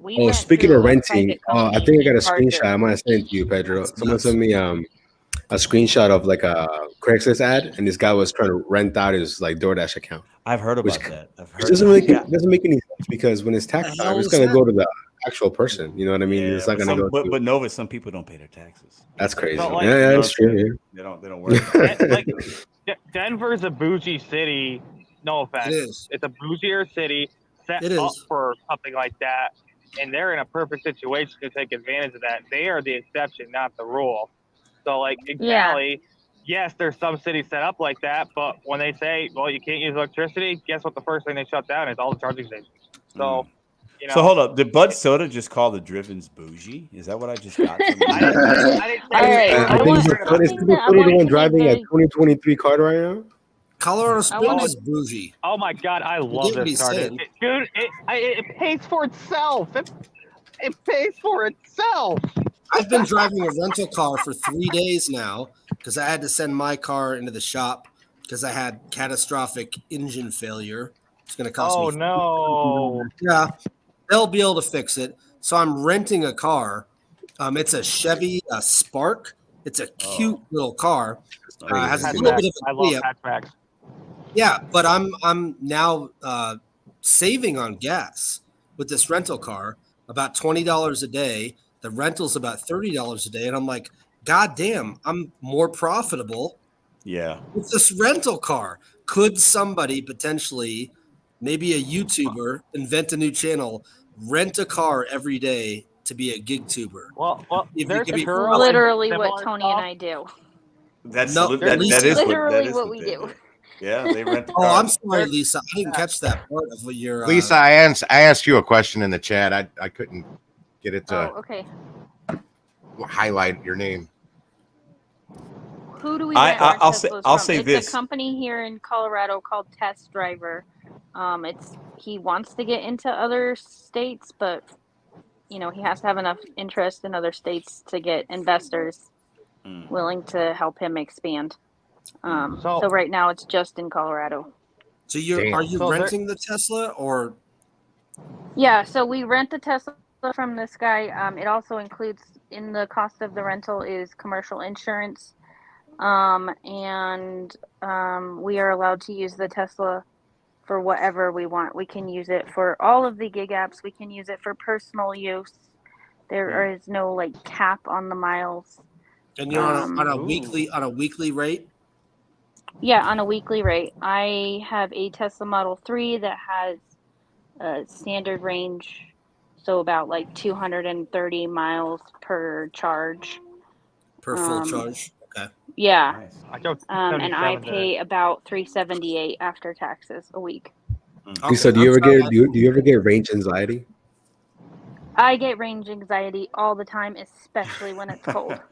I bet. Especially when it's cold, because when it gets cold, the battery Doesn't just operate as uses good. more energy because Yeah. it has to keep itself warm. And so Yeah, that just drains it a lot faster. I will say that. But the 40, I am not 20. paying for gas, and that's a huge savings. It's a huge Oh, savings. I also don't pay for maintenance. Well, and you're driving in a nice automobile, right? It's new, it's nicer, you know, like you don't.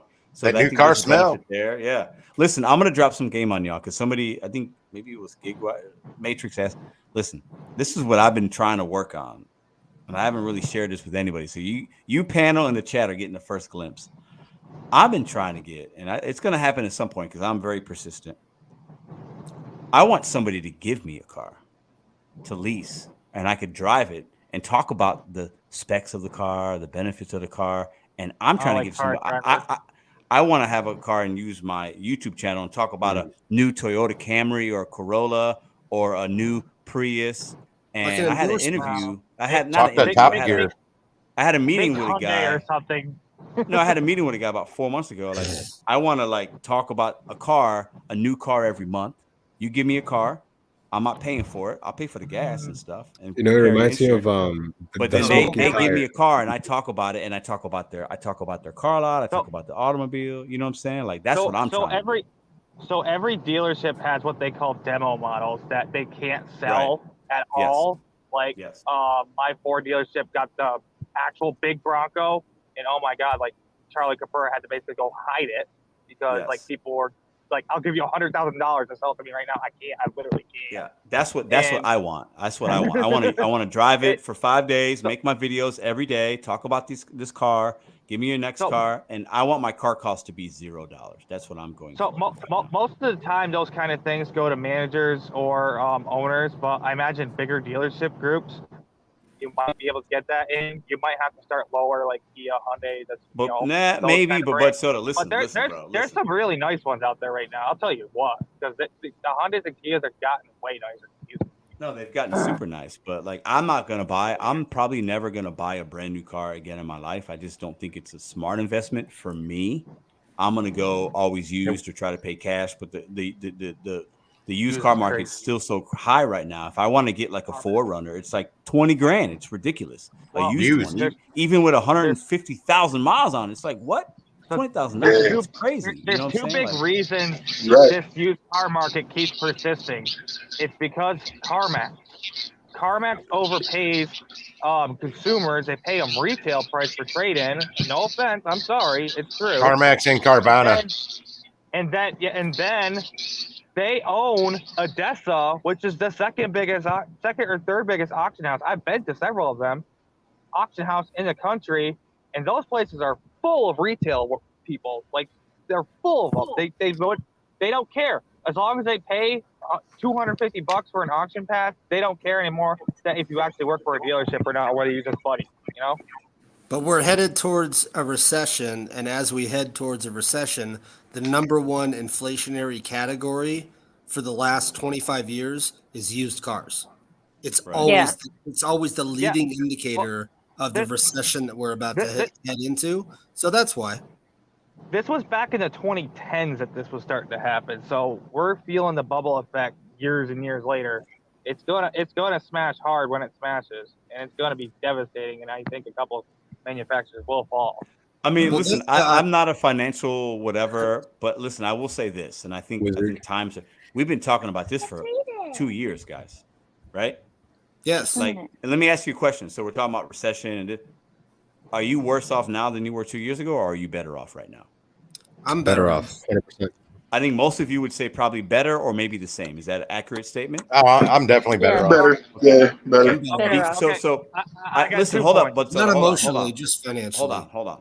Listen, the reason I say that is, I think, well, yeah, the reason I say that is I think a lot of us are talking about this, and it's like gloom and doom.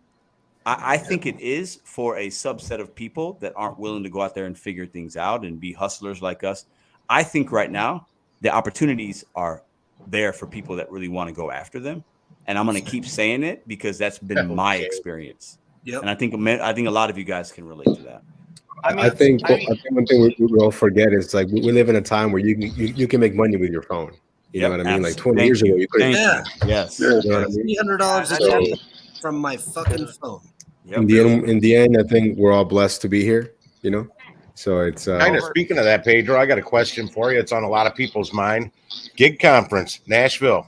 Man, I know. Listen, man, I'm working on it. It's coming. The date. That's all I need to know. I don't care where it's going to be. I don't I gotta book my. I don't have a date yet. I don't have a date yet because it's basically like, is it June or is it July? And I have to wait on a few other things from some people to make. Yeah, Gary, the app guy, thinks it's in June, and the only date I heard, or the time I heard, was July. From several people. Probably more likely going to be in July, just because for some timing purposes. Because I mean, other things have happened that have just delayed my. Well, I understand that. I motivation. You know what I'm saying? But I feel like I'm excited for it. But you got to understand another thing is I'm working with many other people to bring this together, so I have to wait on them for some things as well. So, hey, there's one thing I can say from being at the first gig conference that you did, and you said some of your motivation hour the other day that I want to say to your face or whatever. I'm married. Me and my wife been together like 20 years, married too. Wow. But I can't lie, bro. But you said about Madison holding you down, bro. I think you might be 100% right. I've never seen that before in my life. And I told somebody in the chat one day, I said, I've seen it firsthand. For that brother to be able to do the things he's been able to do in this YouTube community, he said it, I seen it. She held you down. I'm gonna tell you this right now, dude. Dog, I'm like, you might have a point. I do not deserve. She is. Yeah, I've seen it. She is the best human being I've met in my life. She let you do your thing. I watched you when you were moving. It was like she let you do it. She had the baby. Yeah, Madison. I'm so fucking lucky, man. Like, you are, bro. I see it firsthand. I don't even I could not do anything without. She is. You're gonna get me emotional here, bro. Like, she is. No, because you said, man. I'm lucky. You say all the time, and not to cut you off. You say it all the time on YouTube, and I am married, and I would never be the type of person to put nobody over my wife, but I've seen it. And I said to myself, I was like, I'm married, I could not, my wife would not do, because I watched it again, not stalking her, but I watched her, because you always said it, I watched her. It was like she had the baby, you was we lost him. He's buffering. No, but what he's saying is, he was there, and Lisa was there, gig-wise, and I see it. Yeah, but it was like, I just saw it, like, I'm like, dude, like, the long hours you do, the challenges you do, the channel, I'm like, that woman literally, I'm like, he says it, I've seen it. I'm like, my own wife, I can't even say my wife would do the stuff I've seen her do. But let me tell you something. So I'm like, damn, bro, you got it. Like, you might win that bet. You made a bet, I think you might be right. This is the difference, though. And I was married before. Like, it took me a while to find. It's all about communication and sacrifice and having the same plan. And me and her are both going to the same place.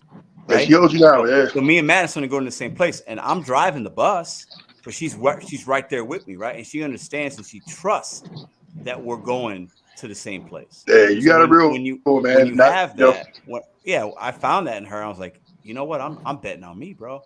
I got my girl now that is going to allow me and motivate me to do that. And that's why I've been able to do what I'm doing. Like, I can't do none of this without her. She is a catalyst. And that's what I mean. I'm not taking from no other woman in the world. I'm not saying nobody knows you're married. I'm not saying that your wife won't hold you down. Yeah. But I'm saying, but I've seen it. When you always say it, and I saw it, I was like, Yeah. "There's no way I can put on a gig conference for a bunch of strangers from YouTube, and my wife would just be 100% like fall back. There's no way in hell."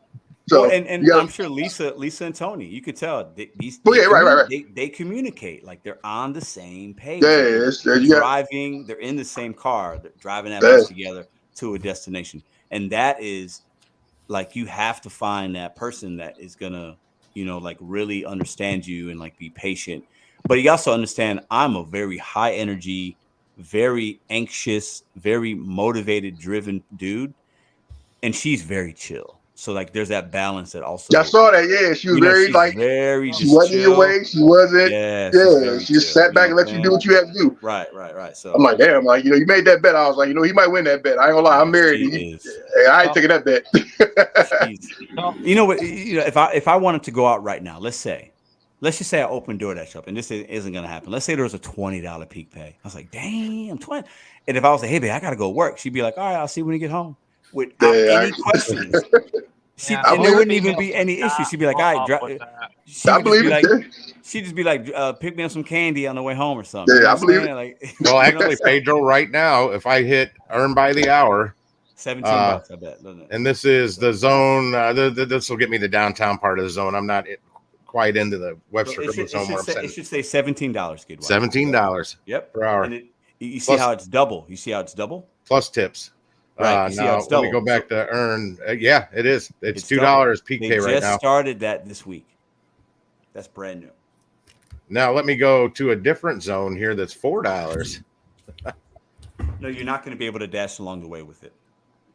They also changed that. I mean, $17 plus tips. If all 3 orders you're taking are no tippers, you're only making $17 an hour. You're only making 17, and it's on active time. So if there's any downtime there, you're gonna have. So it might be an hour and a half of real actual time.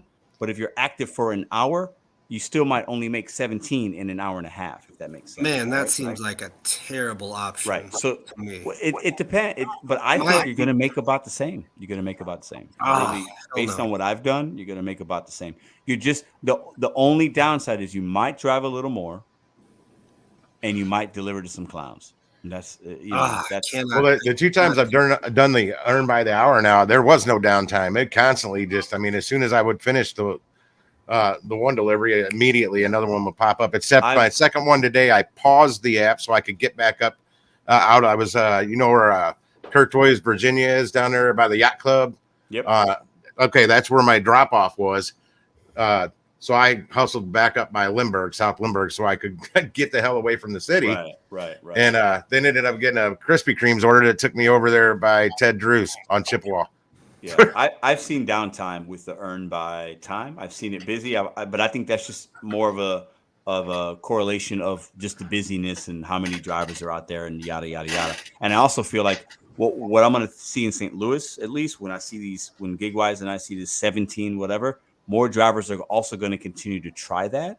So that will oversaturate the option of earn by time, right? So I think we're going to see that as well. Because when I did it for the whole week and I made $29 an hour, right, on earn by time, not the peak pay wasn't in there, and people in St. Louis weren't doing it. Now more drivers are doing it. They added the peak pay. They sweetened the pot.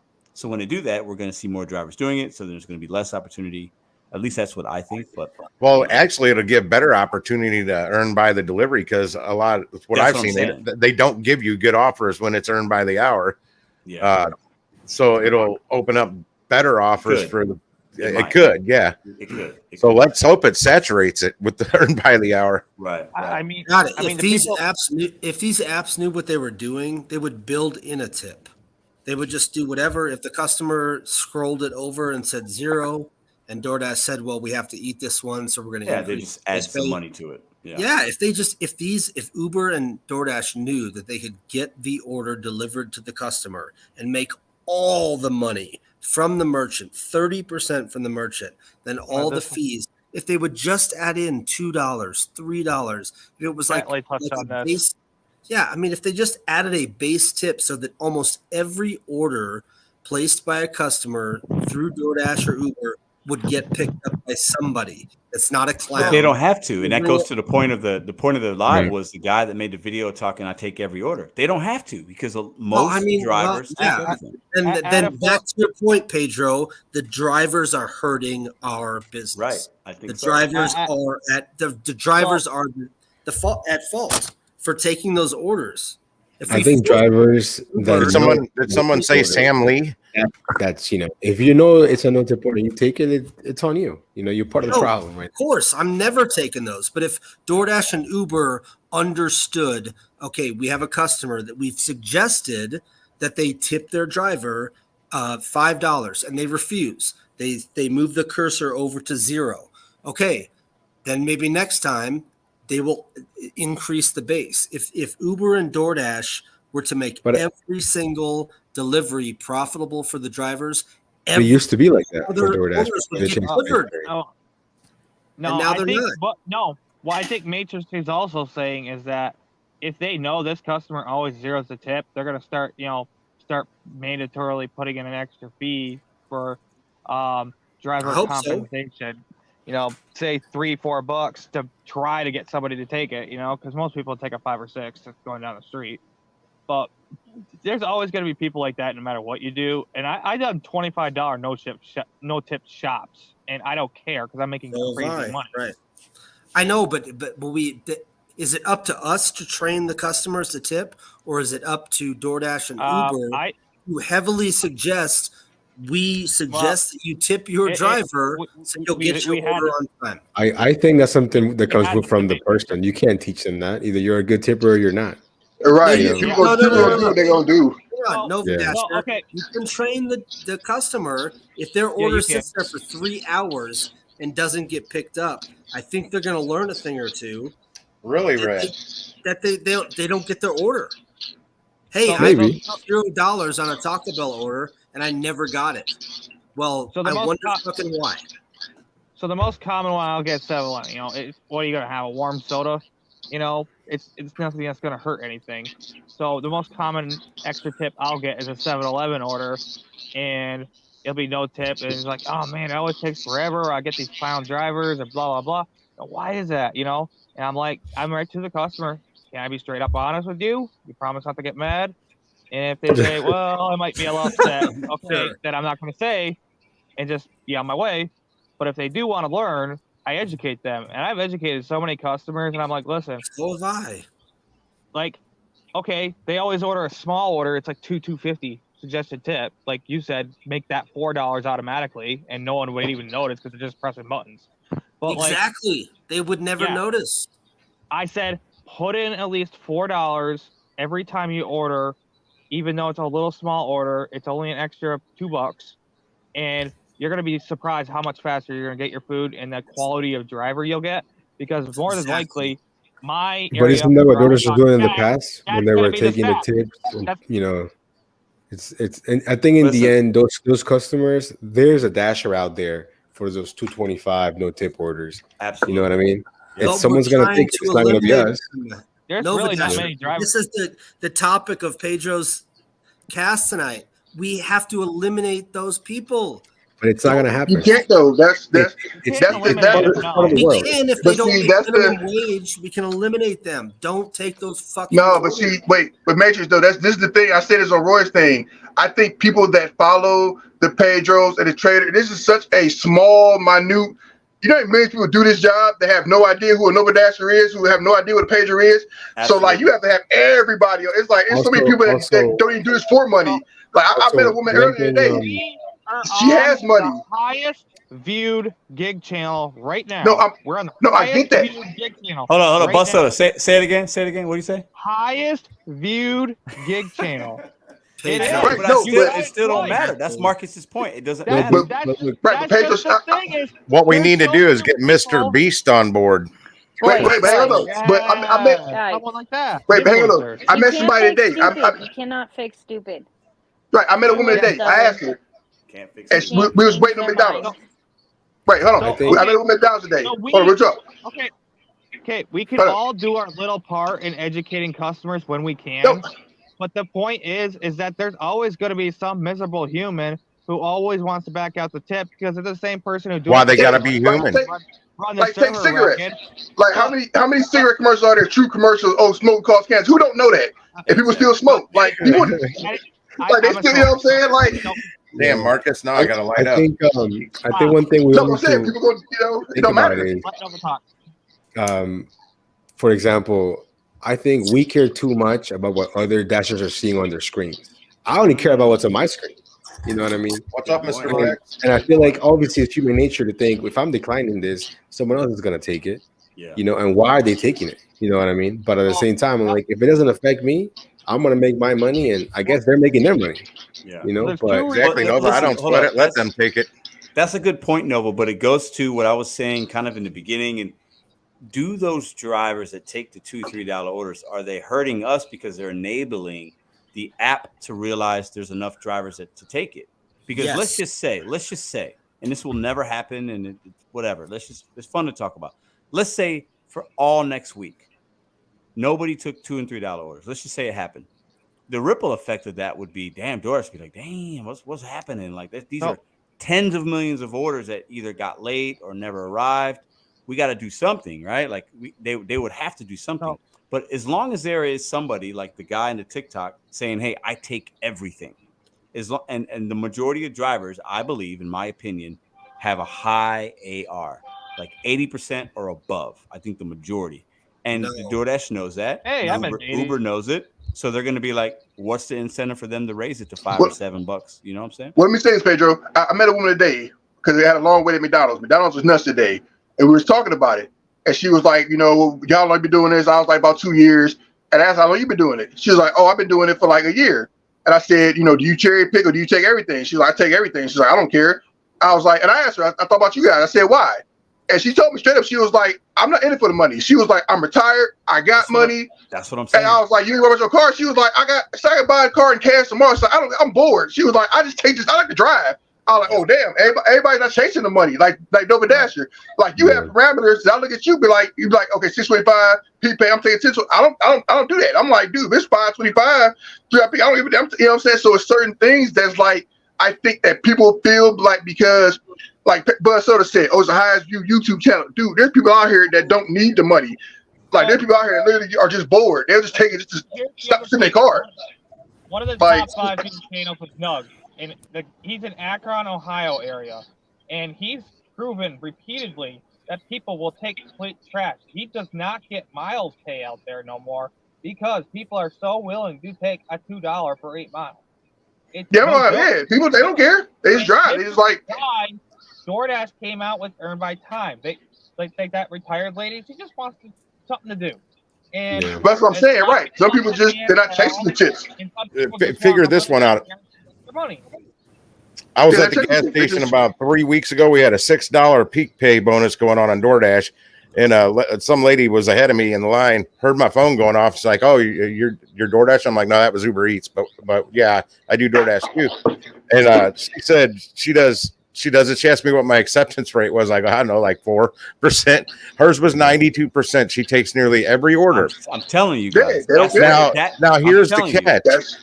It was a $6 peak pay bonus. She only had $5.43 available on her Dasher Direct card, and she threw in $2 cash because she needed to get gas out the pump. That's all she had. I'm like, how can you take every order with a $6 peak bonus and only have $5.43 on your damn card? I have no idea. And with a 92% acceptance rate. You guys have defeated my point. I made a really strong point at the front end of this segment, and you have just all defeated my point. If there are people out there that are driving for literally the fuck of it to get some sunshine and right. They want that left arm tan and get a coffee and cruise over to the 7-Eleven and drive over to my grandmama's house and see my cousin on the way and stop over at my Uncle Jimmy's house. If all those folks are out there just lounging and fucking off for $2, then you have defeated my point. People of all walks of life out there. Absolutely. Yeah, that's what I'm saying. Back to you, Pedro. My point is defunct. No, I think there's so many different lanes. On this panel treat there's like levels to it. I think. There's Dashers that just started. There's Dashers that have been doing it for a while. Yeah. There's Dashers that are bitter. Like I run into drivers. I'm like, man, it used to be so much better. But I mean, you can't think like that all the time. You know, for fuck's sake, if you there's gotta press forward, adapt, overcome. Like, if you don't like it, do something else. Gas is $3.50 a gallon. If they're taking orders for less than that, I mean, we're fucked. But, Right, but again, what do you say to the retired millionaire who's just at home, no family on board? I'm just driving. Like I said, I met people. They've said I have money. Like mine, she's got money. They don't care. They're not chasing miles. They ain't tracking their car. I'll buy a new car tomorrow. I'm bored. We need those people out there because it keeps some orders. For that, Yeah. I mean, Those people keep those orders from popping up on my device. People are out there delivering food for less than what it costs for gas. Then I have no retorts. But some would say, hear me out for a second. I'm not saying this is truth, but some would say, well, Pedro, it is the end of the month coming up, right, guys? And I need to be top dasher. I have a 68%. I need to accept the next whatever orders. I see a couple $2-3 orders going a mile. I need to get up above 70 so that my account's good for the next month. It's going a mile. No harm, no foul. So I think there's thousands of orders like that a day, especially at the end of the month, that are getting delivered. DoorDash clearly knows that.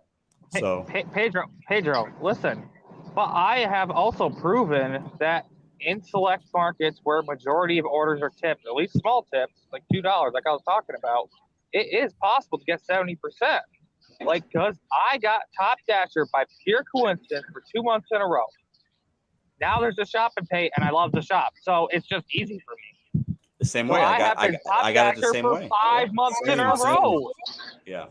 Same. Yeah, 6 months in a row here. I'm a Top Dasher every goddamn 7 days, thanks to the shop and pay program on DoorDash. And that's that's the best benefit. But isn't that a good thing? Isn't that? Yes. Listen, you know how easy it is to do one shop a pay a day? Very easy in most markets, I would say. Oh, I do like 6 a day. Because a lot of the shop and pays, even if the pay is not high, the mileage is really low, and it's like 2 items at Walgreens. It takes you 10 minutes, maybe. Yeah, one pregnancy test. Yeah, I delivered a COVID test and a sinus relief. $11. It took me 8 minutes. Gummy bears and one Red Bull. Gummy bears. Yeah, I mean, so it's Listen, I went way over the time. I was gonna do a 2-hour live, but listen, this live has been for an hour. Listen, this live's been fun.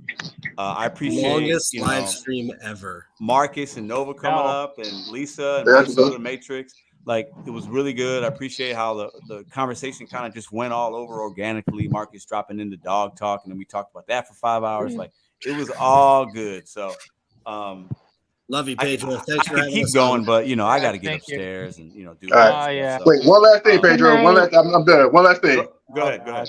I'm coming to St. Louis in August. Right. I watch your motivation hour. Okay. I'm not put the number out there. But that number you gave, dinner's on you, buddy. Because I ain't getting that. Listen, no. Listen, dinner's on you, buddy. Listen. Anytime somebody comes to my town, dinner's always on me, and everybody. That number you dropped, I'm not gonna say it, but I'm like, listen, anybody that's met me, dinner is always on me. Listen, bro, if you like barbecue, whatever, we can go anywhere you want. I got you. You already know, bro. We already know that. It's all good. My man. Yeah, anybody comes to my town, I love to eat. He lives like no one else, so he can give like no one else. So I like that number. That number you dropped, I said, yo. Talk right there.